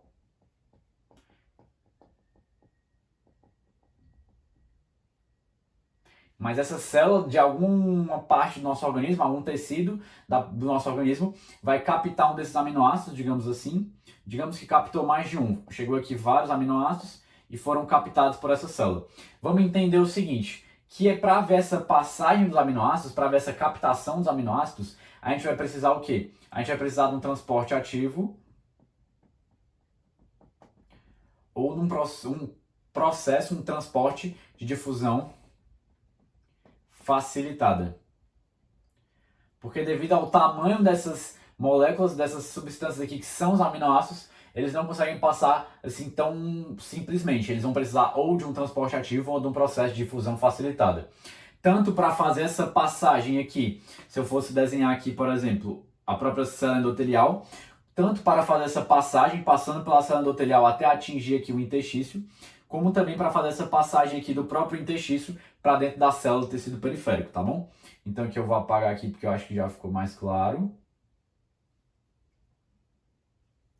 Vamos só entender o seguinte, o que vai acontecer com esse aminoácido, depois eu pego, o que vai acontecer com esse aminoácido após ele alcançar aqui o meio intracelular? Ele vai ficar na forma de aminoácido? Não, pessoal, e aqui já entrando um pouquinho já no próprio armazenamento. Esses aminoácidos, após atingirem aqui o meio interior, né, das células da periferia, do tecido da periferia, seja qual tecido for, esses aminoácidos aqui, eles vão ser armazenados em que forma? Na forma de proteínas. E eles vão ser armazenados na forma de proteínas graças à presença do sistema que vai envolver o RNA mensageiro, mas também o sistema ribossômico, que depois eu vou entrar um pouquinho com mais detalhes em outros momentos da aula, tá bom? Mas aqui já estou pontuando isso para deixar claro. Então os aminoácidos vão ser armazenados nessa forma aqui de pintar assim como vários aminoácidos ligados para ficar claro, né? Também assim, vão ser armazenados nessa forma de proteínas, tá certo? Então esses aminoácidos em proteínas, ok. Então já começando a entrar especialmente nessa parte do armazenamento. Quem vai fazer o armazenamento? Em primeiro lugar, quem faz o armazenamento, quando a gente está falando de proteínas capazes de sofrer esse processo maior de transporte, tanto de fora para dentro como de dentro para fora, já vou entrar nisso, mas aí já vou explicar um pouquinho melhor isso. Mas, em primeiro lugar, o próprio fígado, mas os autores citam também os rins e também a própria questão do intestino. Porque o que vai acontecer, pessoal? Aí eu falei tanto de fora para dentro, que foi o que eu já citei, mas eu citei agora uma nova ideia, que seria tanto transporte de dentro para fora. O que seria isso? Digamos que aqui a gente está falando do tecido periférico, a gente está falando, digamos aqui, do fígado, tá bom? Então o fígado aqui começou a armazenar grande quantidade de proteínas, beleza. Mas digamos aqui que o nosso cérebro, por exemplo, outro tecido periférico, outro exemplo de tecido periférico, está precisando de proteínas. Só que essas proteínas vão ter que chegar lá na forma de aminoácidos, que é a forma com que ocorre esse transporte no sangue especialmente. O que pode acontecer então? A gente pode pegar essas proteínas que estão aqui dentro do fígado e quebrá-las. Graças especialmente os autores citam a lisossomos aqui presentes no meio intracelular, em bolsas lisossômicas, né, enfim. Mas pode acontecer o quê? Dessas proteínas serem quebradas, e se eu quebro elas, eu transformo elas novamente aqui, se eu estou quebrando as proteínas em a sua porçãozinha de aminoácidos, tá bom? Na forma de aminoácidos. E esses aminoácidos, por sua vez, agora podem sair aqui do meio do fígado e voltar aqui para dentro do vaso. E daqui, caminhando dentro do vaso, até chegar e ser captado pelo cérebro por esse processo aqui hoje de transporte ativo ou também de difusão facilitada que eu comentei, tá certo? Então, aqui a gente entende que esse transporte pode ser tanto para dentro da célula, mas também pode haver um transporte de saída de aminoácidos aqui dentro da célula, após degradar essas proteínas intracelulares e esses aminoácidos caminharem para outros tecidos periféricos. Vamos só entender o seguinte: algumas proteínas, pessoal, não são passíveis de passarem por esse processo de degradação, formação de aminoácidos, para irem para outros locais do organismo. Porque senão a gente poderia ter disfunções estruturais muito importantes. Então os autores citam especialmente 3 proteínas que não vão fazer esse processo de serem quebradas aqui, transformadas em aminoácidos, para depois irem para outros locais. Eles citam especialmente 3 tipos de proteínas, que seria a proteína que forma o cromossomo, tá certo? Então, essa proteína não é o quê? Não é degradada para fornecer aminoácidos para outros locais. Mas também proteínas estruturais. Aí eu citei que 3 tipos de proteínas especialmente. Já citei essa aqui que é a proteína que forma o cromossomo, mas 2 estruturais também que são geralmente citadas, é o próprio colágeno, como também a proteína contrátil, tá? Que compõe ali especialmente a porção mais contrátil do músculo, certo? Então essas aqui não passam, a literatura cita, geralmente por esse processo de quê? De degradação para gerar aminoácidos para outros locais do organismo, tá bom? O que é importante a gente entender aqui também? Que esse processo todo, pessoal, eu fiz aqui como se fosse uma analogia, né, para ficar um pouco mais claro, mas é como se fosse, a gente tivesse aqui diversos apartamentos, tá certo? Nesses apartamentos, o que acontece? Aqui eu botei 3, desenhei 3, mas digamos que aqui para baixo teria muito mais apartamentos seguindo, tá certo? Então, um prédio com vários andares. Então, a gente tem o andar que é o mais generoso, já vão entender porque eu estou falando isso, mas também tem outros andares como os rins e o intestino que também gostam de fazer essa ajuda, essa caridade com os vizinhos. Que seria o quê? Digamos que existe um vizinho aqui nesse prédio que está precisando de alimento, está precisando de um pacote de arroz, por exemplo, porque ele esqueceu de comprar. Então ele vai pedir, ele vai solicitar para os outros apartamentos, vai pedir uma ajuda. Pode me mandar um pacote de arroz? Aí eles podem mandar. E esse envio seria justamente, digamos aqui, do fígado especialmente, que é o que mais gosta de ajudar, que é mais caridoso. Então o fígado manda aqui um pacote de arroz aqui para outro apartamento. Aí chega aqui o pacote de arroz. Isso aqui ele tirou, ele quebrou da despensa dele. Então ele degradou a despensa que tinha vários e vários pacotes de arroz ligados. Aí ele foi lá, degradou, tirou um, né? E mandou tirou 2, 3 e mandou lá para um outro apartamento. Como seria, por exemplo, aqui, pensar aqui um exemplo, o músculo, por exemplo. Tá bom? E esse pacote de arroz mandado seria mais ou menos, digamos que ele mandou 2, 3, seriam aminoácidos. E esse local, a dispensa de onde ele tirou esse pacote de arroz, seriam as proteínas intracelulares presentes aqui no fígado, tá certo? Quem também gosta de fazer caridade, também de ajudar os vizinhos, seria os rins e o intestino, mas o principal é o fígado. Beleza? Então, só para fazer essa analogia, só para a gente conseguir fechar esse raciocínio aqui de maneira mais clara ainda, tá bom? Então, o que vale aqui também citar é o seguinte, pessoal. É a ideia de que a gente também tem aqui circulante aminoácidos, tem, mas além dos aminoácidos, a gente também tem as proteínas plasmáticas. Então, vou pintar aqui dessa maneira, né? Pintar outra daqui. Então, um exemplo de proteína plasmática seria, o principal exemplo seria a própria albumina. Mas a própria literatura também cita que a globulina, né, enfim, e também o fibrinogênio são outro exemplo das principais proteínas plasmáticas. Mas vamos focar aqui na albumina. A albumina é uma proteína. Se a albumina é uma proteína, ela é rica em aminoácidos. E o que pode acontecer? A gente pode ter aqui tecido no tecido periférico, uma necessidade de aminoácidos, por exemplo, certo? E o que pode acontecer? pode acontecer que tenha poucos aminoácidos circulantes. Dá um exemplo aqui, tá? Então tem poucos aminoácidos circulantes, sobrou poucos aqui. O que pode acontecer? O tecido periférico, mais especificamente ali a presença dos macrófagos. Os macrófagos podem capturar essa albumina aqui presente no sangue e fazer o quê? Pode degradá-la aqui no interior dos macrófagos, desenhar aqui, né? Mas digamos que a albumina entrou aqui dentro do macrófago. Ela entrou no macrófago por um processo de pinocitose, que os autores geralmente citam.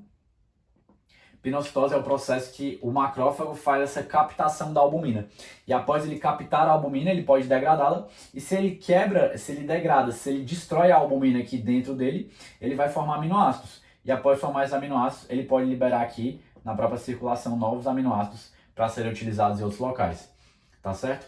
Então, só para deixar citado também esse papel que as proteínas plasmáticas podem exercer de ser uma fonte proteica também, para quando a gente está precisando de uma fonte de aminoácidos, tá certo? Uma fonte de aminoácidos, melhor dizendo. Quando a gente está precisando de aminoácidos em outros locais, essas proteínas plasmáticas podem servir como uma fonte de aminoácidos, porque elas são compostas de proteínas, tá certo? Então, isso aqui é o geralzão que eu queria falar com vocês, dar um panorama geral sobre transporte e armazenamento dos aminoácidos, beleza? Então é isso.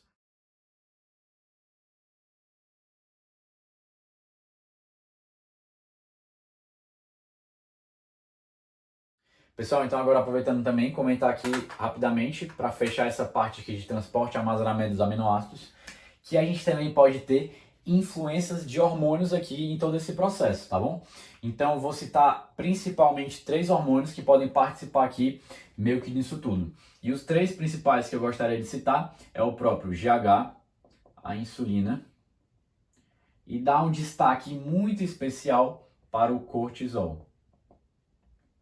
Então eu vou citar esses 3, mas o que eu quero dar um destaque mais especial é o próprio cortisol, tá certo? Então vamos lá, vamos entender aqui. O cortisol, ele vai fazer o quê? Ele vai aumentar a disponibilidade de aminoácidos aqui na circulação. Então se eu aumento o cortisol, qual é o efeito que eu espero? É um aumento aqui na quantidade de aminoácidos aqui na circulação. Então o cortisol está fazendo esse efeito aqui de aumentar essa concentração sérica de aminoácidos. E qual é o efeito, por sua vez, tanto do GH como da insulina? O efeito do GH e da insulina é fazer o quê? É aumentar a captação de aminoácidos. E, consequentemente, se está aumentando a captação de aminoácidos, vai aumentar a própria formação de proteínas a formação de proteínas intracelulares, tá certo? Então, citar só esses 3 com um destaque especial para o cortisol. O cortisol fazendo o quê? Aumentando os aminoácidos no sangue e o GH e a insulina aumentando a captação. Consequentemente, então, o GH e a insulina vão baixar a quantidade de aminoácidos aqui no sangue. Por quê? Porque justamente eu estou fazendo o quê? Eu estou aumentando a captação de todos esses aminoácidos, sobrando aqui poucos, nesse exemplo aqui, só para deixar mais claro ainda, tá bom? Então, citar especialmente esses 3, GH, insulina e cortisol.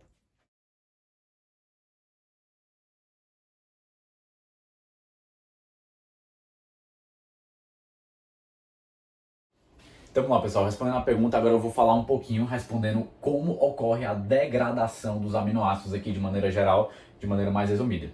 Então vamos começar com a seguinte ideia, tá? Antes de eu fazer toda a contextualização, vamos começar com a seguinte ideia de que o primeiro passo, quando a gente está falando de degradação dos aminoácidos, a etapa inicial, chama-se de desaminação. Mas deixa isso aqui de pausa, né, aqui um pouquinho pausado, e vamos dar só uma contextualizada para as coisas ficarem o mais claras possíveis. A gente já viu o quê? A gente já viu um pouco sobre a ideia do transporte dos aminoácidos e que o armazém por excelência dos aminoácidos em forma de proteínas intracelulares capazes de serem quebradas e disponibilizar aminoácidos para outros tecidos é o próprio fígado. Então no fígado a gente tem esse armazém de proteínas lábeis, que é como a literatura chama essas proteínas intracelulares, capazes de serem justamente degradadas e disponibilizar o que forma elas, que são justamente os aminoácidos para outros locais, certo? O fígado é esse armazém por excelência dessas proteínas lábeis. Então aqui eu vou desenhar um hepatócito para contextualizar com a seguinte ideia. tinha muitos aminoácidos, então a pessoa comeu muita carne, foi no churrasco, comeu demais. E o que aconteceu? Ficou enriquecido de aminoácidos aqui na circulação. O fígado captou muitos desses aminoácidos, e o que ele fez com muitos desses aminoácidos? Fez justamente o processo de síntese proteica.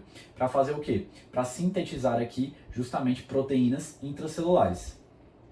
Agora vamos colocar o seguinte, o fígado, os hepatócitos, pessoal, eles atingiram o limite de quê? De formação de proteínas intracelulares. Então o que vai acontecer? Vai começar a acumular aminoácidos aqui. Esses aminoácidos começam a se acumular porque não está mais tendo como, não está cabendo mais proteínas intracelulares. E o que vai acontecer agora? Esses aminoácidos precisarão ser degradados. Então vamos entender um pouquinho desse processo aqui de degradação? Então vamos lá. Vou dar aqui um zoom para a nossa explicação, para a gente ver o que vai acontecer. Vamos só entender antes o que desencadeia esse processo. Então, o que desencadeia é o seguinte, pessoal. Quando o hepatócito começa a detectar, né, ali no meio intracelular, justamente que está subindo aqui o nível de aminoácidos, está ficando muito concentrado, porque não está conseguindo mais sintetizar proteínas intracelular, porque já está demais, o que ele vai fazer? Vai aumentar também aqui a presença, devido a vários processos intracelulares, de enzimas. Essas enzimas são, o aumento das enzimas são chamadas de aminotransferases. E o aumento dessas enzimas vai permitir que inicie todo esse processo que eu vou comentar agora com vocês, da própria desaminação. Então vamos entender, pessoal, que a principal via pela qual ocorre a desaminação é uma via chamada de transaminação. Transaminação, tá bom? Então vamos pegar a seguinte ideia. Eu vou pegar aqui o ácido alfa-cetoglutarico como exemplo, certo? Então a gente tem ali dentro do hepatócito disponível esse ácido alfa-cetoglutarico e a gente tem o que? A gente vai ter um encontro desse ácido alfa-cetoglutarico com um aminoácido que está em excesso, com esse aminoácido que está precisando ser degradado. E o que vai acontecer? Então vamos, antes de seguir aqui, só olhar para a seguinte coisa. A própria palavra aminoácido já nos aponta que um dos principais componentes do aminoácido é um grupo amina, certo? Então já inicia com a palavra amino, de aminoácido, porque já nos aponta que o aminoácido possui um grupo amina. Se o processo pelo qual inicia toda essa degradação é desaminação, então a gente já intui, a gente já conclui o quê?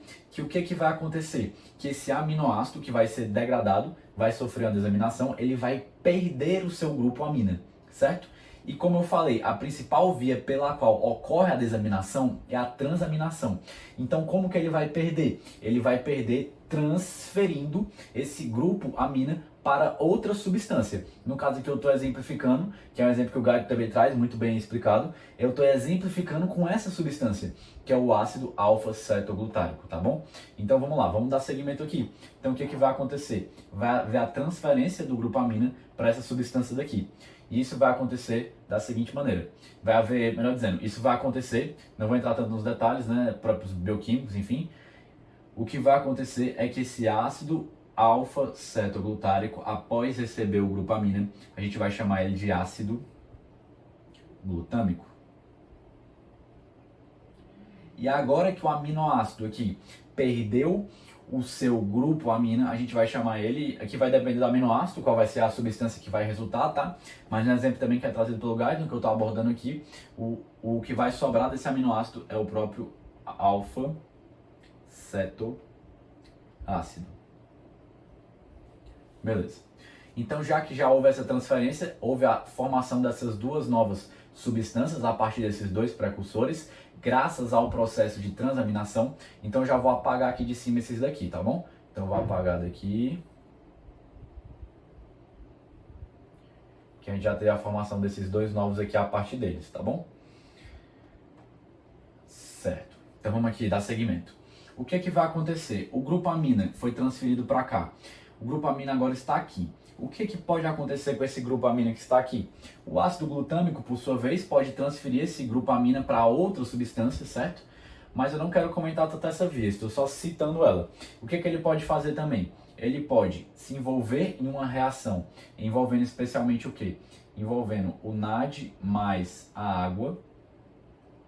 E após essa reação, na qual o ácido glutâmico sofre uma reação com NAD e água, ele pode liberar o grupamina na forma de amônia. Então a gente vai ter o quê? A gente vai ter novamente o ácido alfa-cetoglutarico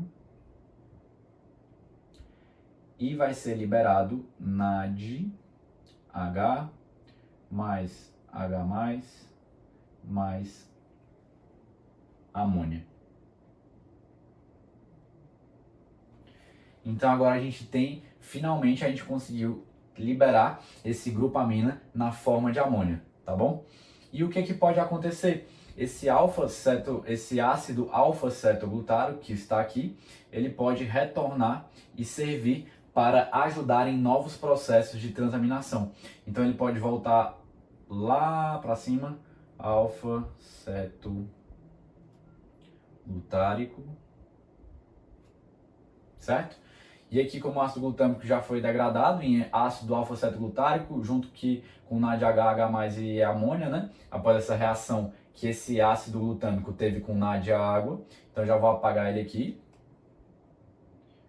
E o que pode acontecer? Pronto, o alfa-cetoácido está aqui, depois eu posso comentar um pouquinho mais dele, deixar ele de pausa aí, tá certo? Mas o que pode acontecer? Esse ácido alfa-cetoglutarico pode se combinar com um novo aminoácido. E assim fazer o processo de formar um novo alfa-cetoácido e formar ácido glutâmico.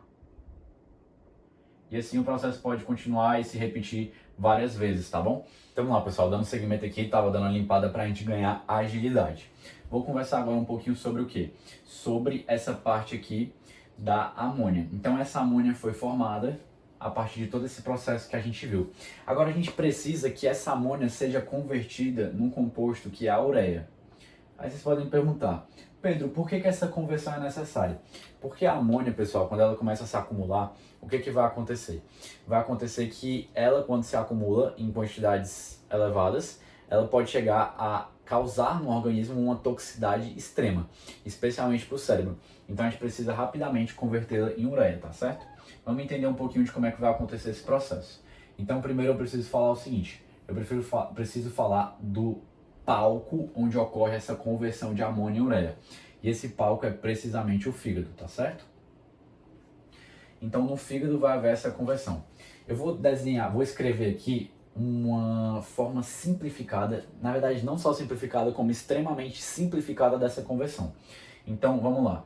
Essa conversão de forma extremamente simplificada é nada mais nada menos do que duas moléculas de amônia que se juntam com uma molécula de gás carbônico, certo? E a partir dessa reação eu vou ter a formação de uma molécula de ureia e uma molécula de água, tá bom?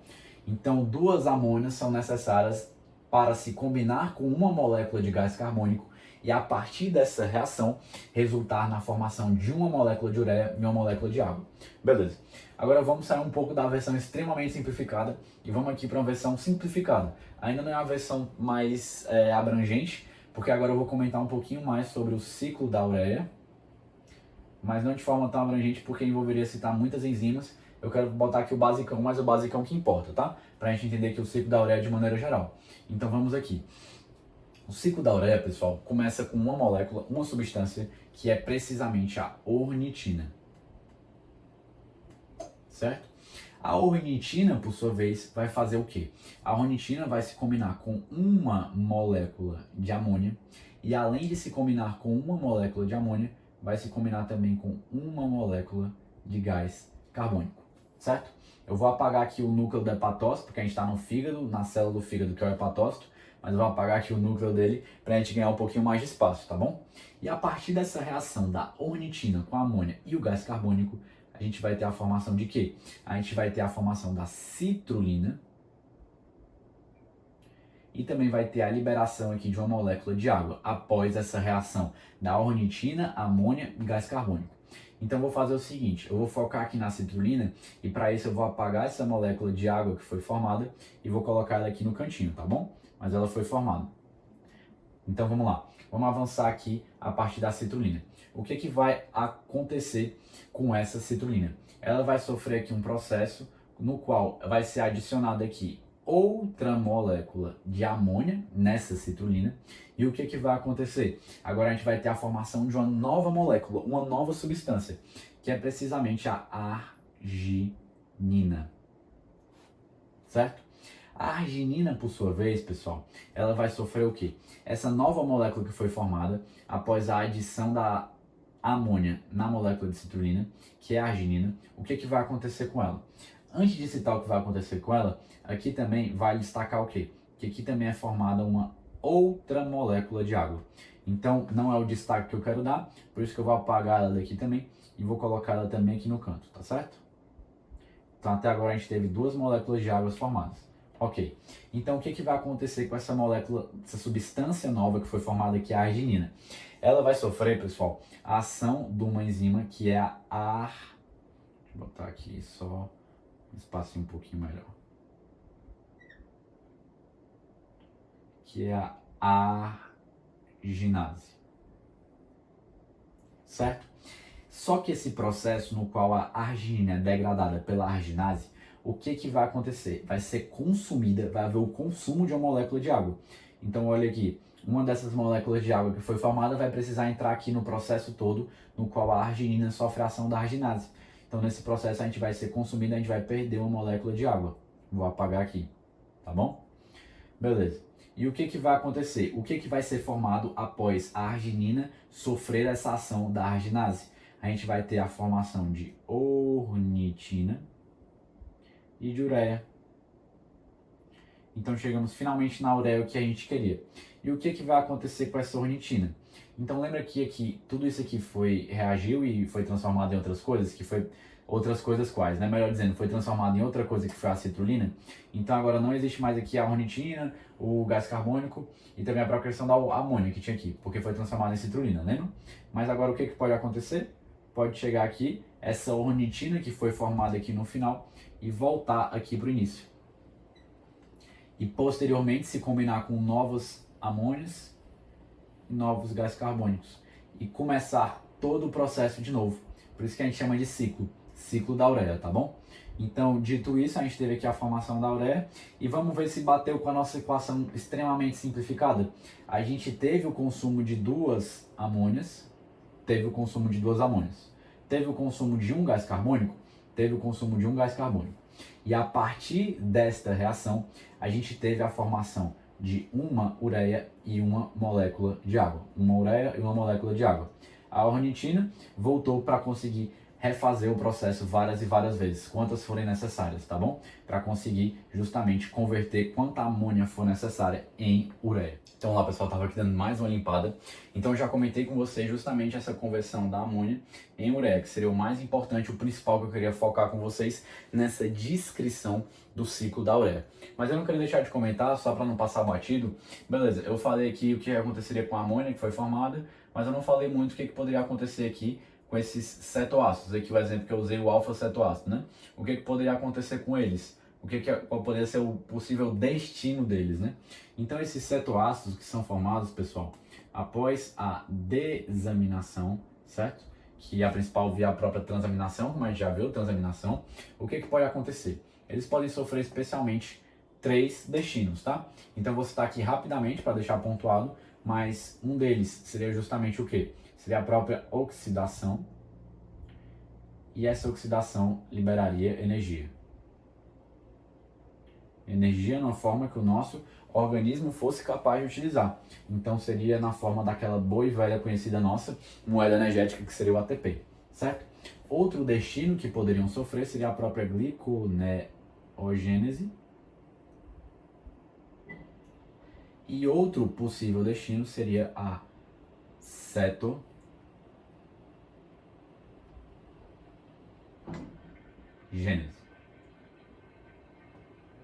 Então dá só uma pincelada em cada um desses 3, tá?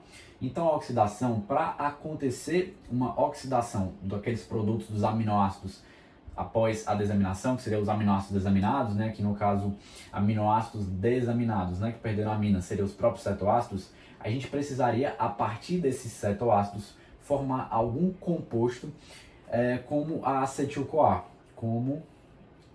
acetil-CoA. Isso é, algum composto que fosse capaz de entrar ali no ciclo de Krebs e a partir da entrada no ciclo de Krebs ocorrer todo aquele processo que eu descrevi com vocês na aula de lipídios e também lá no começo de maneira mais detalhada na própria aula de carboidratos. Então a partir dali o processo após a entrada dessa molécula no ciclo de Krebs seria o mesmo, tá bom pessoal? Que seria o processo da oxidação, a liberação de hidrogênio, gás carbônico, aí depois daquele todo o processo forma muito hidrogênio, aí vai lá, depois forma muito hidrogênio, vai ali para aquele próprio sistema quimiosmótico, né, e tudo mais, enfim. É que, como eu falei, é só uma pincelada, não cabe recapitular tudo. Então, beleza. Vou falar agora um pouquinho da gliconeogênese, tá? A gliconeogênese é pegar esses cetoácidos, então eu vou dar um exemplo. Existe um tipo de aminoácido que é a alanina. Após ela ser desaminada, ela vai formar um composto, uma substância, além da amônia, evidentemente, que poderia ser liberada a partir daqui do outra substância que ela fez a transaminação, né? Enfim, essa alanina vai formar o ácido pirúvico. Esse ácido pirúvico, por sua vez, pode ser usado para formar glicose ou também para formar o próprio glicogênio. Então aqui nesse contexto, quando a gente está falando, pessoal, aqui da parte do que os aminoácidos podem servir, a palavra gliconeogênese pode servir para a gente descrever tanto o quê? Tanto a própria formação de glicose, como também pode servir para a gente descrever a formação de glicogênio, tá certo? Então gliconeogênese, geralmente é a própria ideia, né, que eu já falei, nova glicose, mas aqui a gente pode usar para as duas coisas, para o aumento da formação de glicogênio e para a formação de glicose. Por fim, a cetogênese seria o quê? A cetogênese seria a gente, digamos, a partir desses cetoácidos a gente formou acetil-CoA, tá certo? Com esses acetil-CoA, a gente pode fazer o quê? Vamos lembrar alguns conceitos das aulas de lipídios. Se a gente combina duas acetil-CoA, se a gente condensa duas acetil-CoA, a gente vai ter o ácido acético, que é nada mais nada menos do que um corpo cetônico, que pode ser utilizado como fonte de energia em diferentes tecidos do nosso organismo. E além disso, a gente pode, além de condensar, de polimerizar 2 acetil-CoA, a gente poderia polimerizar bem mais, cerca de 9 acetil-CoA. Lembra que eu falei na aula de lipídios que a gente pode degradar um ácido graxo, que é o ácido esteárico, e após essa degradação chegar em 9 acetil-CoA? Então, de maneira semelhante, a gente poderia meio que fazer o processo entre aspas reverso. Então a gente pega 9 acetil-CoA aqui formadas e a gente faz o quê? A partir dessas 9 acetil-CoA a gente forma um ácido graxo. Um exemplo aqui poderia ser o ácido esteárico. Então, esse processo, que engloba tanto a formação de corpos cetônicos, mas também de ácidos graxos, é chamado de maneira geral, certo? Apesar de cetogênese geralmente a gente atribui mais a formação de corpos cetônicos, a gente chama a formação tanto dos corpos cetônicos como dos ácidos graxos a partir de precursores de aminoácidos desaminados, a gente chama esse processo de cetogênese. Então, os 3 destinos possíveis, de maneira mais resumida ainda, seria o quê? Seria... Ah, já tinha colocado aqui, né? Desculpa, pessoal. Os 3 destinos possíveis desses aminoácidos desaminados seria oxidação, gliconeogênese e cetogênese, tá certo? Então, só queria dar uma pincelada nisso aqui com vocês também.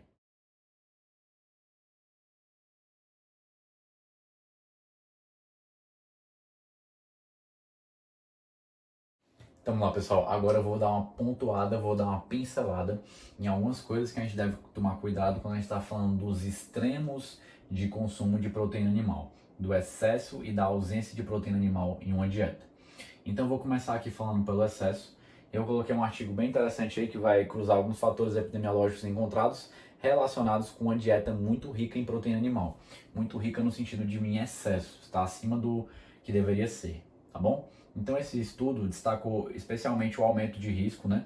Destacou o que eu digo assim, né, pessoal? Ele indicou, então é um estudo que indicou uma coisa que ainda está sendo pesquisada e estudada, mas indicou o quê? Indicou que um aumento muito grande de consumo de proteína animal, um consumo muito abusivo, muito exagerado de proteína animal, especialmente de carne, certo?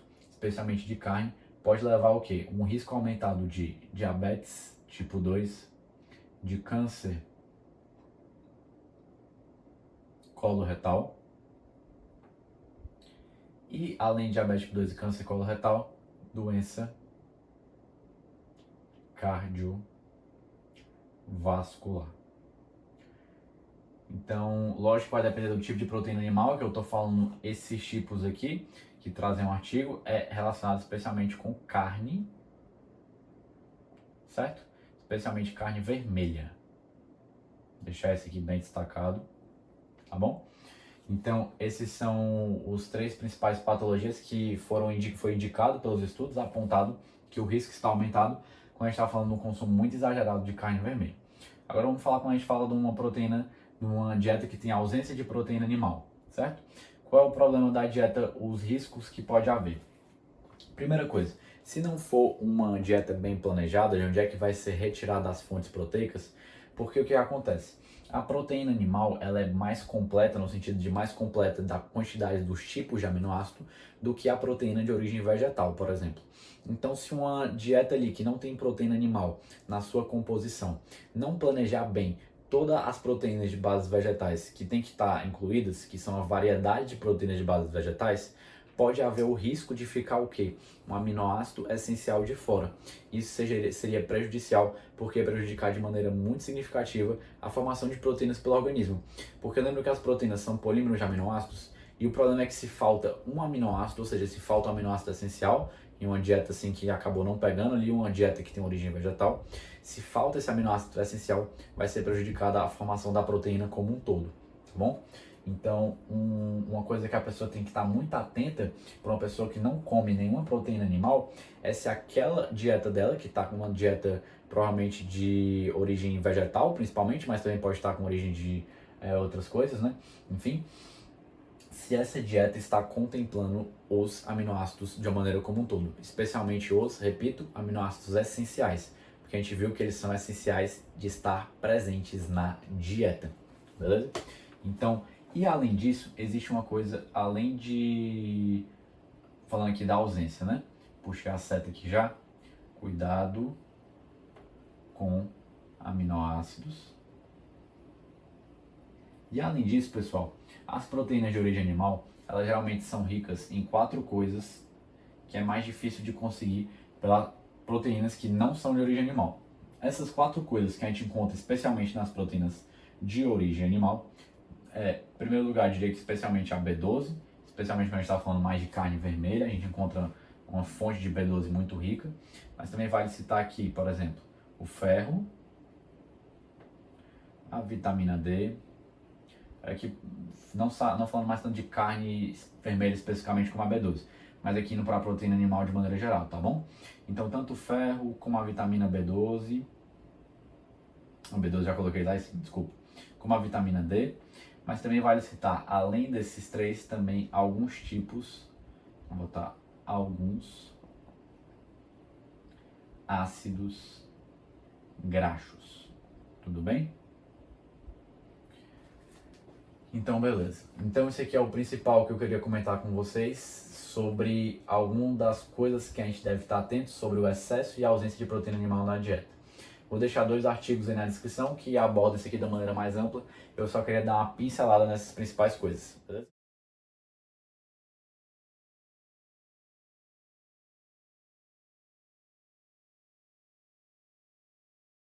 Então vamos lá, pessoal. Agora respondendo a pergunta, eu vou falar um pouquinho sobre a síntese proteica, tá certo?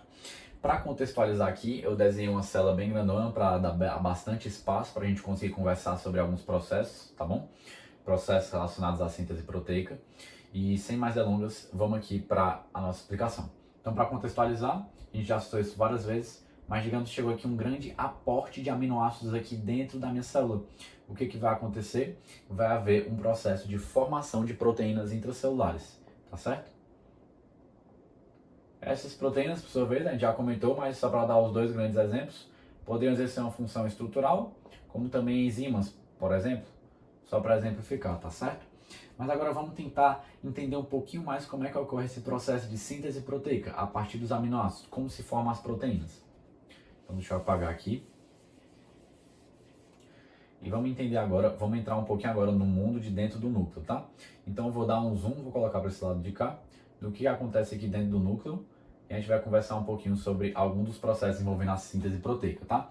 Então a ideia aqui é dar um panorama mais geral, porque, enfim, era possível até dar uma aula só sobre síntese proteica, devido à amplitude desse tema. Mas aqui eu vou tentar dar uma resumida o máximo possível para não alongar demais a aula também. Mas eu vou dar um zoom aqui e vamos tentar entender o que acontece. Antes de eu explicar toda a parte envolvendo os nomes mais técnicos, deixa eu só fazer uma analogia para nos facilitar a compreensão. Então eu montei uma analogia que seria justamente o quê? Existe um pintor, certo? O pintor pode ser eu, estou aqui com um pincel, e esse pintor, por sua vez, ele quer chegar no objetivo final. Esse objetivo final seria o quê? Pintar um quadro. Só que ele queria pintar no quadro, aqui seria o quadro, né? Seria o quê? Eu quero pintar uma família, por exemplo. Tá bom? E para pintar essa família eu vou usar esse pincel que tem aqui a própria tinta, que é o que fica no quadro de fato, né? Que é o que compõe ali a pintura, verdadeiramente falando. Então aqui é necessário a tinta. E para atingir esse objetivo do pintor de pintar uma família, além da tinta ele vai precisar do pincel. Beleza? Então vamos entender isso aqui juntos. Eu sou o pintor, estou aqui com o pincel, tenho o quadro na mão, quero chegar no meu objetivo de pintar uma família, e além do pincel tem a própria tinta que já meio que bem integrada, bem relacionada aqui com o próprio pincel. Então vamos entender aqui o seguinte, aqui eu vou começar a pintar uma família.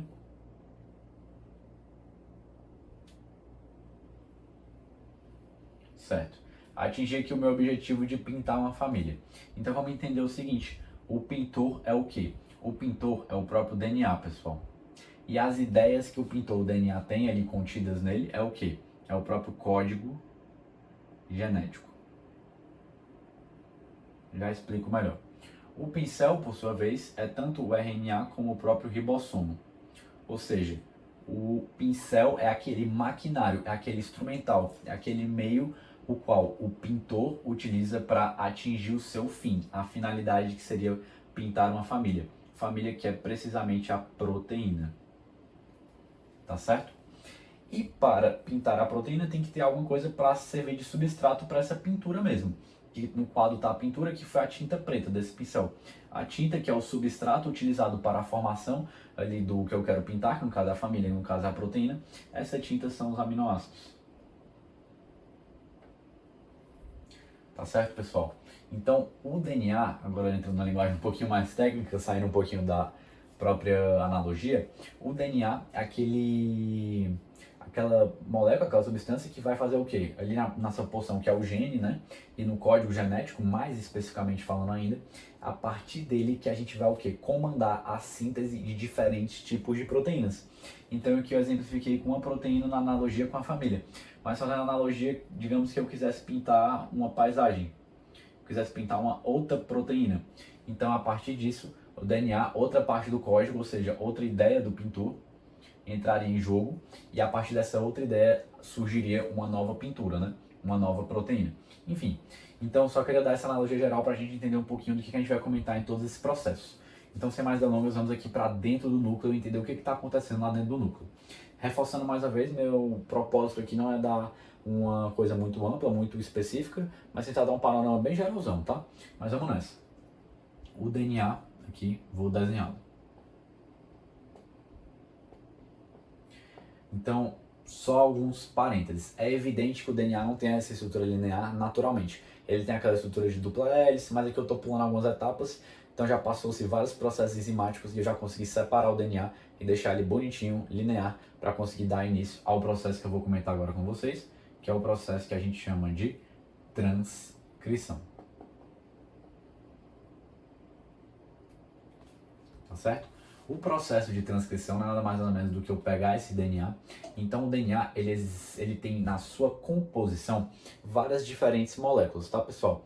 Mas aqui eu quero destacar o que vai ser importante aqui para minha explicação, que é uma parte importantíssima do DNA e também do RNA, que são o quê? São os nucleotídeos. Então esses nucleotídeos do DNA vão ter correspondentes com os nucleotídeos que vão ser os correspondentes do RNA. Então aqui é como se fosse um par, né? Então existe casais aí de turma, né? Então tem o fulano, né, e a cicrana, né, enfim, que são casais, formam um par. De maneira semelhante, os nucleotídeos do DNA formam um par com os nucleotídeos do RNA. E nesse processo de união dos nucleotídeos do RNA, tem uma enzima que é muito importante, que é a RNA polimerase, para que haja aqui um processo eficiente, tá bom? Então agora a gente conseguiu ter a formação do RNA a partir do DNA, num processo que a gente chama de transcrição, tá certo? Então aqui no DNA, relembrando, a gente tem aqui o próprio código genético. O código genético vai destacar o seguinte, ele é formado por trincas. Então uma trinca, aqui eu vou circular uma trinca do DNA, corresponde a uma porção do código genético, tá certo? Uma porção relevante. Essa trinca, por sua vez, vai formar também, consequentemente, uma trinca do RNA. Essa trinca é o que a gente chama, não é? No RNA, essa trinca do RNA é o que a gente chama do códon, tá? O códon é o código transcrito para uma linguagem mais acessível para o ribossomo ler. Depois eu vou fazer uma analogia para deixar isso mais claro, tá? Mas vamos só guardar isso aqui, que aqui quando estamos falando dessa trinca do RNA formada a partir de uma trinca do DNA, essa trinca do RNA a gente chama de códon. Beleza? Vamos entender só o seguinte aqui juntos. Esse RNA que foi formado, pessoal, ainda é um RNA muito cru, muito sujo, muito imaturo. Então a gente precisa dar uma limpada, dar uma polida, dar uma esculpida nesse RNA ainda, para ele se transformar em um RNA mais funcional, mais capaz de ser lido pelo nosso amigo ribossomo. Já vou entrar nessa parte. Mas vamos entender o seguinte, esse processo, estamos aqui dentro do núcleo ainda, só relembrando que o palco da minha explicação está sendo ali dentro do núcleo. Então vamos entender o seguinte, esse RNA muito bruto que foi formado é o que a gente chama de pré-RNA, que também pode ser chamado de precursor do RNA mensageiro. Beleza. Então vamos entender o seguinte, esse pré-RNA, por sua vez, vai passar por esse processo, repito, de polir, né, de esculpir, de acabar ali com as arestas, de polir as arestas, para deixá-lo numa forma mais eficiente, que é a forma precisamente do RNA mensageiro. Isso vai acontecer, certo? E isso vai acontecer da seguinte maneira. Esse pré-RNA, ele tem na sua composição duas porções principais, que são os introns e os exons. Então, dentre essas duas porções, a gente precisa limpar a que a gente não quer. Pedro, qual é a porção que a gente não quer? A gente não quer a porção dos intrometidos. Então, a gente tem que tirar os introns e deixar os exons, que são a porção que nos interessa aqui do pré-RNA. Então, eu vou tirar aqui os introns, certo? Que são os intrometidos. E esse processo de retirada dos intrometidos, dos introns, vamos lá. Esse aqui, o pré-RNA é imaturo. Então esse aqui é um processo que a gente chama de maturação. Que no inglês a gente também pode ser chamado de splicing. Tudo bem? E aqui após esse processo de maturação, de splicing, na qual a gente tem a retirada dos intrometidos, ou seja, dos introns, a gente vai ter a formação do RNA mensageiro. Certo? Esse RNA mensageiro, por sua vez, também vai possuir os próprios códons. Guardem isso. Os códons, pessoal, o que eles são? Então eu vou simplificar aqui, né? O códon é uma trinca de quê? De nucleotídeos.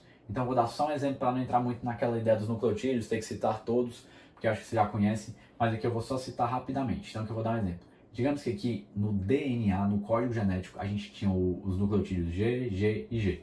Um exemplo. Beleza. O G, G e G, por sua vez, eles vão ser transcritos aqui para o RNA como C, C e C. Beleza? E esse C, C e C também vai chegar aqui uma hora ou outra no RNA mensageiro. Então digamos que começou aqui o RNA mensageiro, que agora já passou pelo processo de splicing, de maturação, né?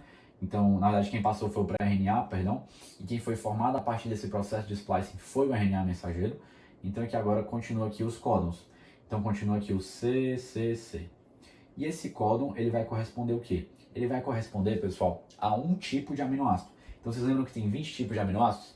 Então esse códon aqui vai corresponder a um tipo de aminoácido. Eu não lembro exatamente a tabela, lógico, não consigo lembrar de quais trincas vão corresponder a cada aminoácido. Mas aqui eu vou chutar, vou dar um exemplo completamente ilustrativo, fictício. Não sei se é assim mesmo, então sigam a tabela se quiserem saber. Mas aqui eu vou dar um exemplo aleatório que seria correspondente à alanina, por exemplo, que é um tipo de aminoácido, tá certo? Só para exemplificar mesmo. Isso aqui não é correspondente assim com a realidade, pelo menos não lembro se é, né? Posso ter acertado na cagada, mas enfim. Vamos lá. Então aqui a gente tem um RNA mensageiro e o que vai acontecer? Agora a gente vai sair aqui do mundo do núcleo e vai entrar um pouquinho no mundo do citosol, do próprio citoplasma da célula.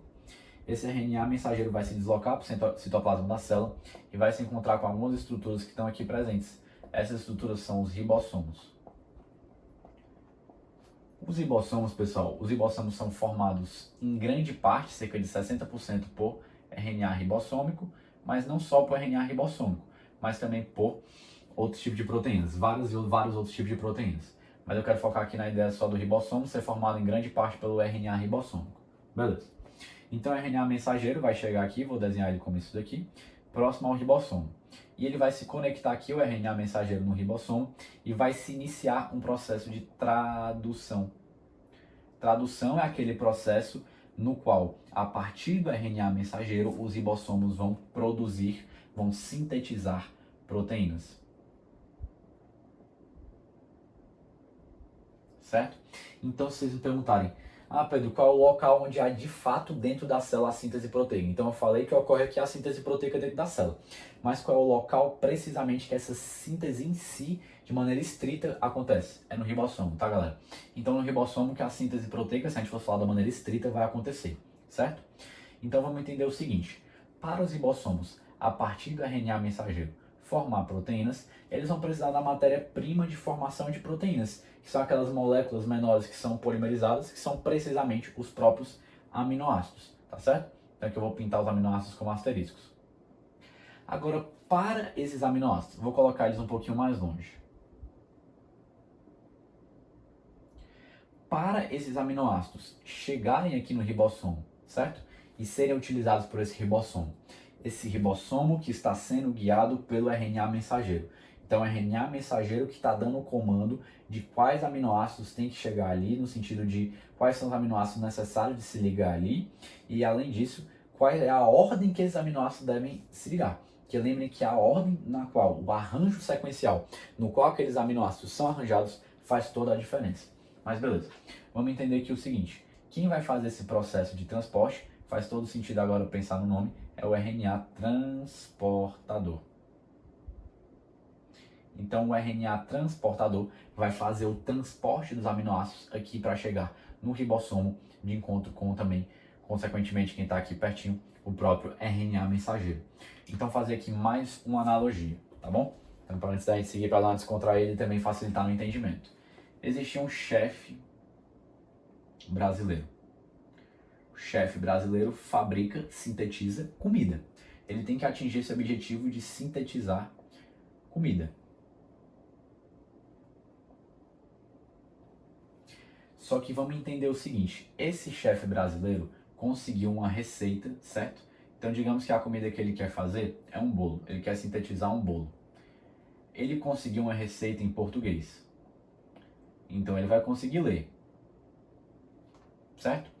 Mas para ele conseguir essa receita em português, teve que haver um processo todo de transcrição. Foi um processo manual, então pensei em transcrição para ajudar a lembrar da palavra, foi uma receita escrita manualmente, transcrita. Só que essa receita foi transcrita do francês. Então essa receita, para chegar em receita em português, como foi tudo à mão dá essa ideia de transcrição, né? Então transcrever um documento. Então para essa receita em francês chegar na receita em português, foi necessário um processo de transcrição.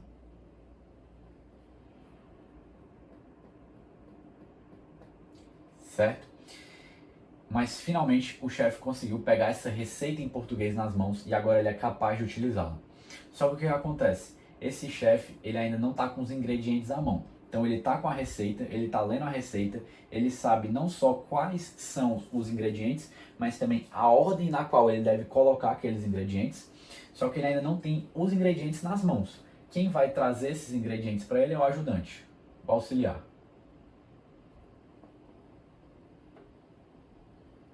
Tá certo? Então o auxiliar vai levar os ingredientes. Mas para o auxiliar levar os ingredientes de maneira correta, ele precisa entender um pouquinho sobre essa receita em português, para ele entender pelo menos o que está na receita e quais são os ingredientes que ele precisa levar. Essa tecnologia que o auxiliar utiliza para compreender ali a receita e levar os ingredientes certos é o que a gente chama da tecnologia do anticódon. Já vou chegar lá. beleza? Então, o auxiliar para saber quais os ingredientes deve levar e também levar os ingredientes, pelo menos na ordem certa, para o chefe não brigar com ele. Então, ele tem que usar essa tecnologia que é o anticódon. Então, aqui para amarrar toda a analogia, tá? O chefe brasileiro é o ribossomo, certo? A receita em francês é o código genético do DNA, a receita em português é o RNA. Só um adendo sobre essa receita em português.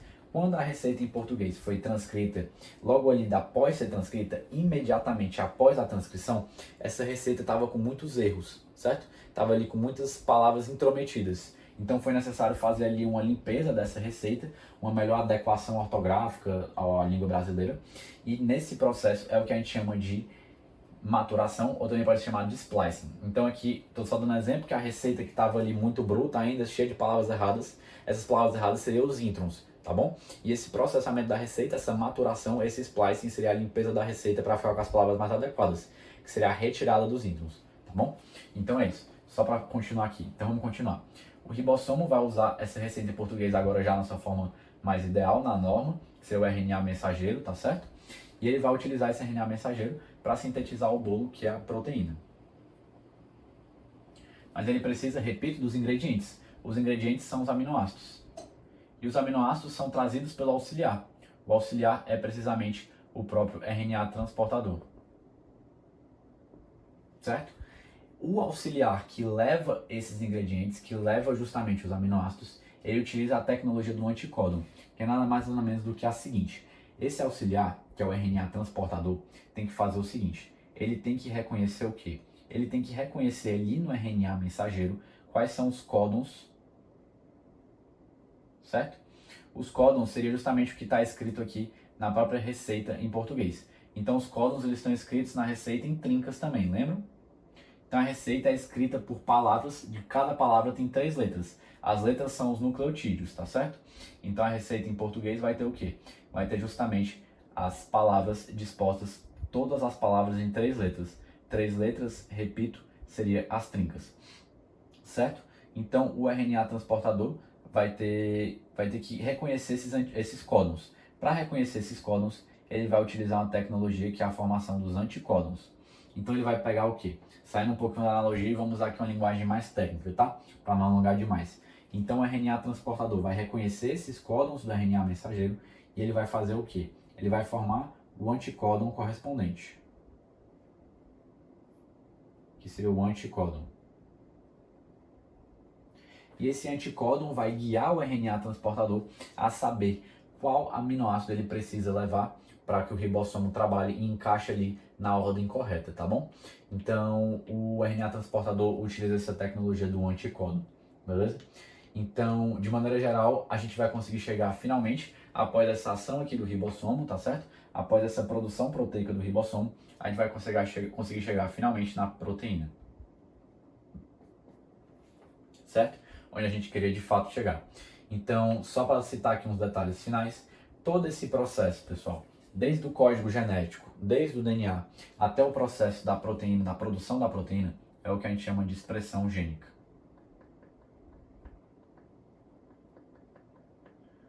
Para fechar aqui, eu não poderia deixar de citar uma coisa muito importante também, que é citar o seguinte, que para haver essa transcrição, para haver mais transcrição ou menos transcrição, para fazer essa regulação de se vai transcrever mais ou menos, existe aqui envolvido também fatores de transcrição. Então os fatores de transcrição podem ser diferentes substâncias, tá certo? Mas eles vão estar envolvidos o quê? Vão estar envolvidos em regular se vai haver mais ou menos transcrição. Vai haver mais transcrição do DNA para o RNA ou menos, tá certo? Então só para deixar isso citado também. Então de maneira bem geral, assim, de maneira até um pouco lúdica, eu quis dar esse panorama bem geralzão e apresentar aqui, digamos que as principais estruturas relacionadas nesse panorama da síntese proteica.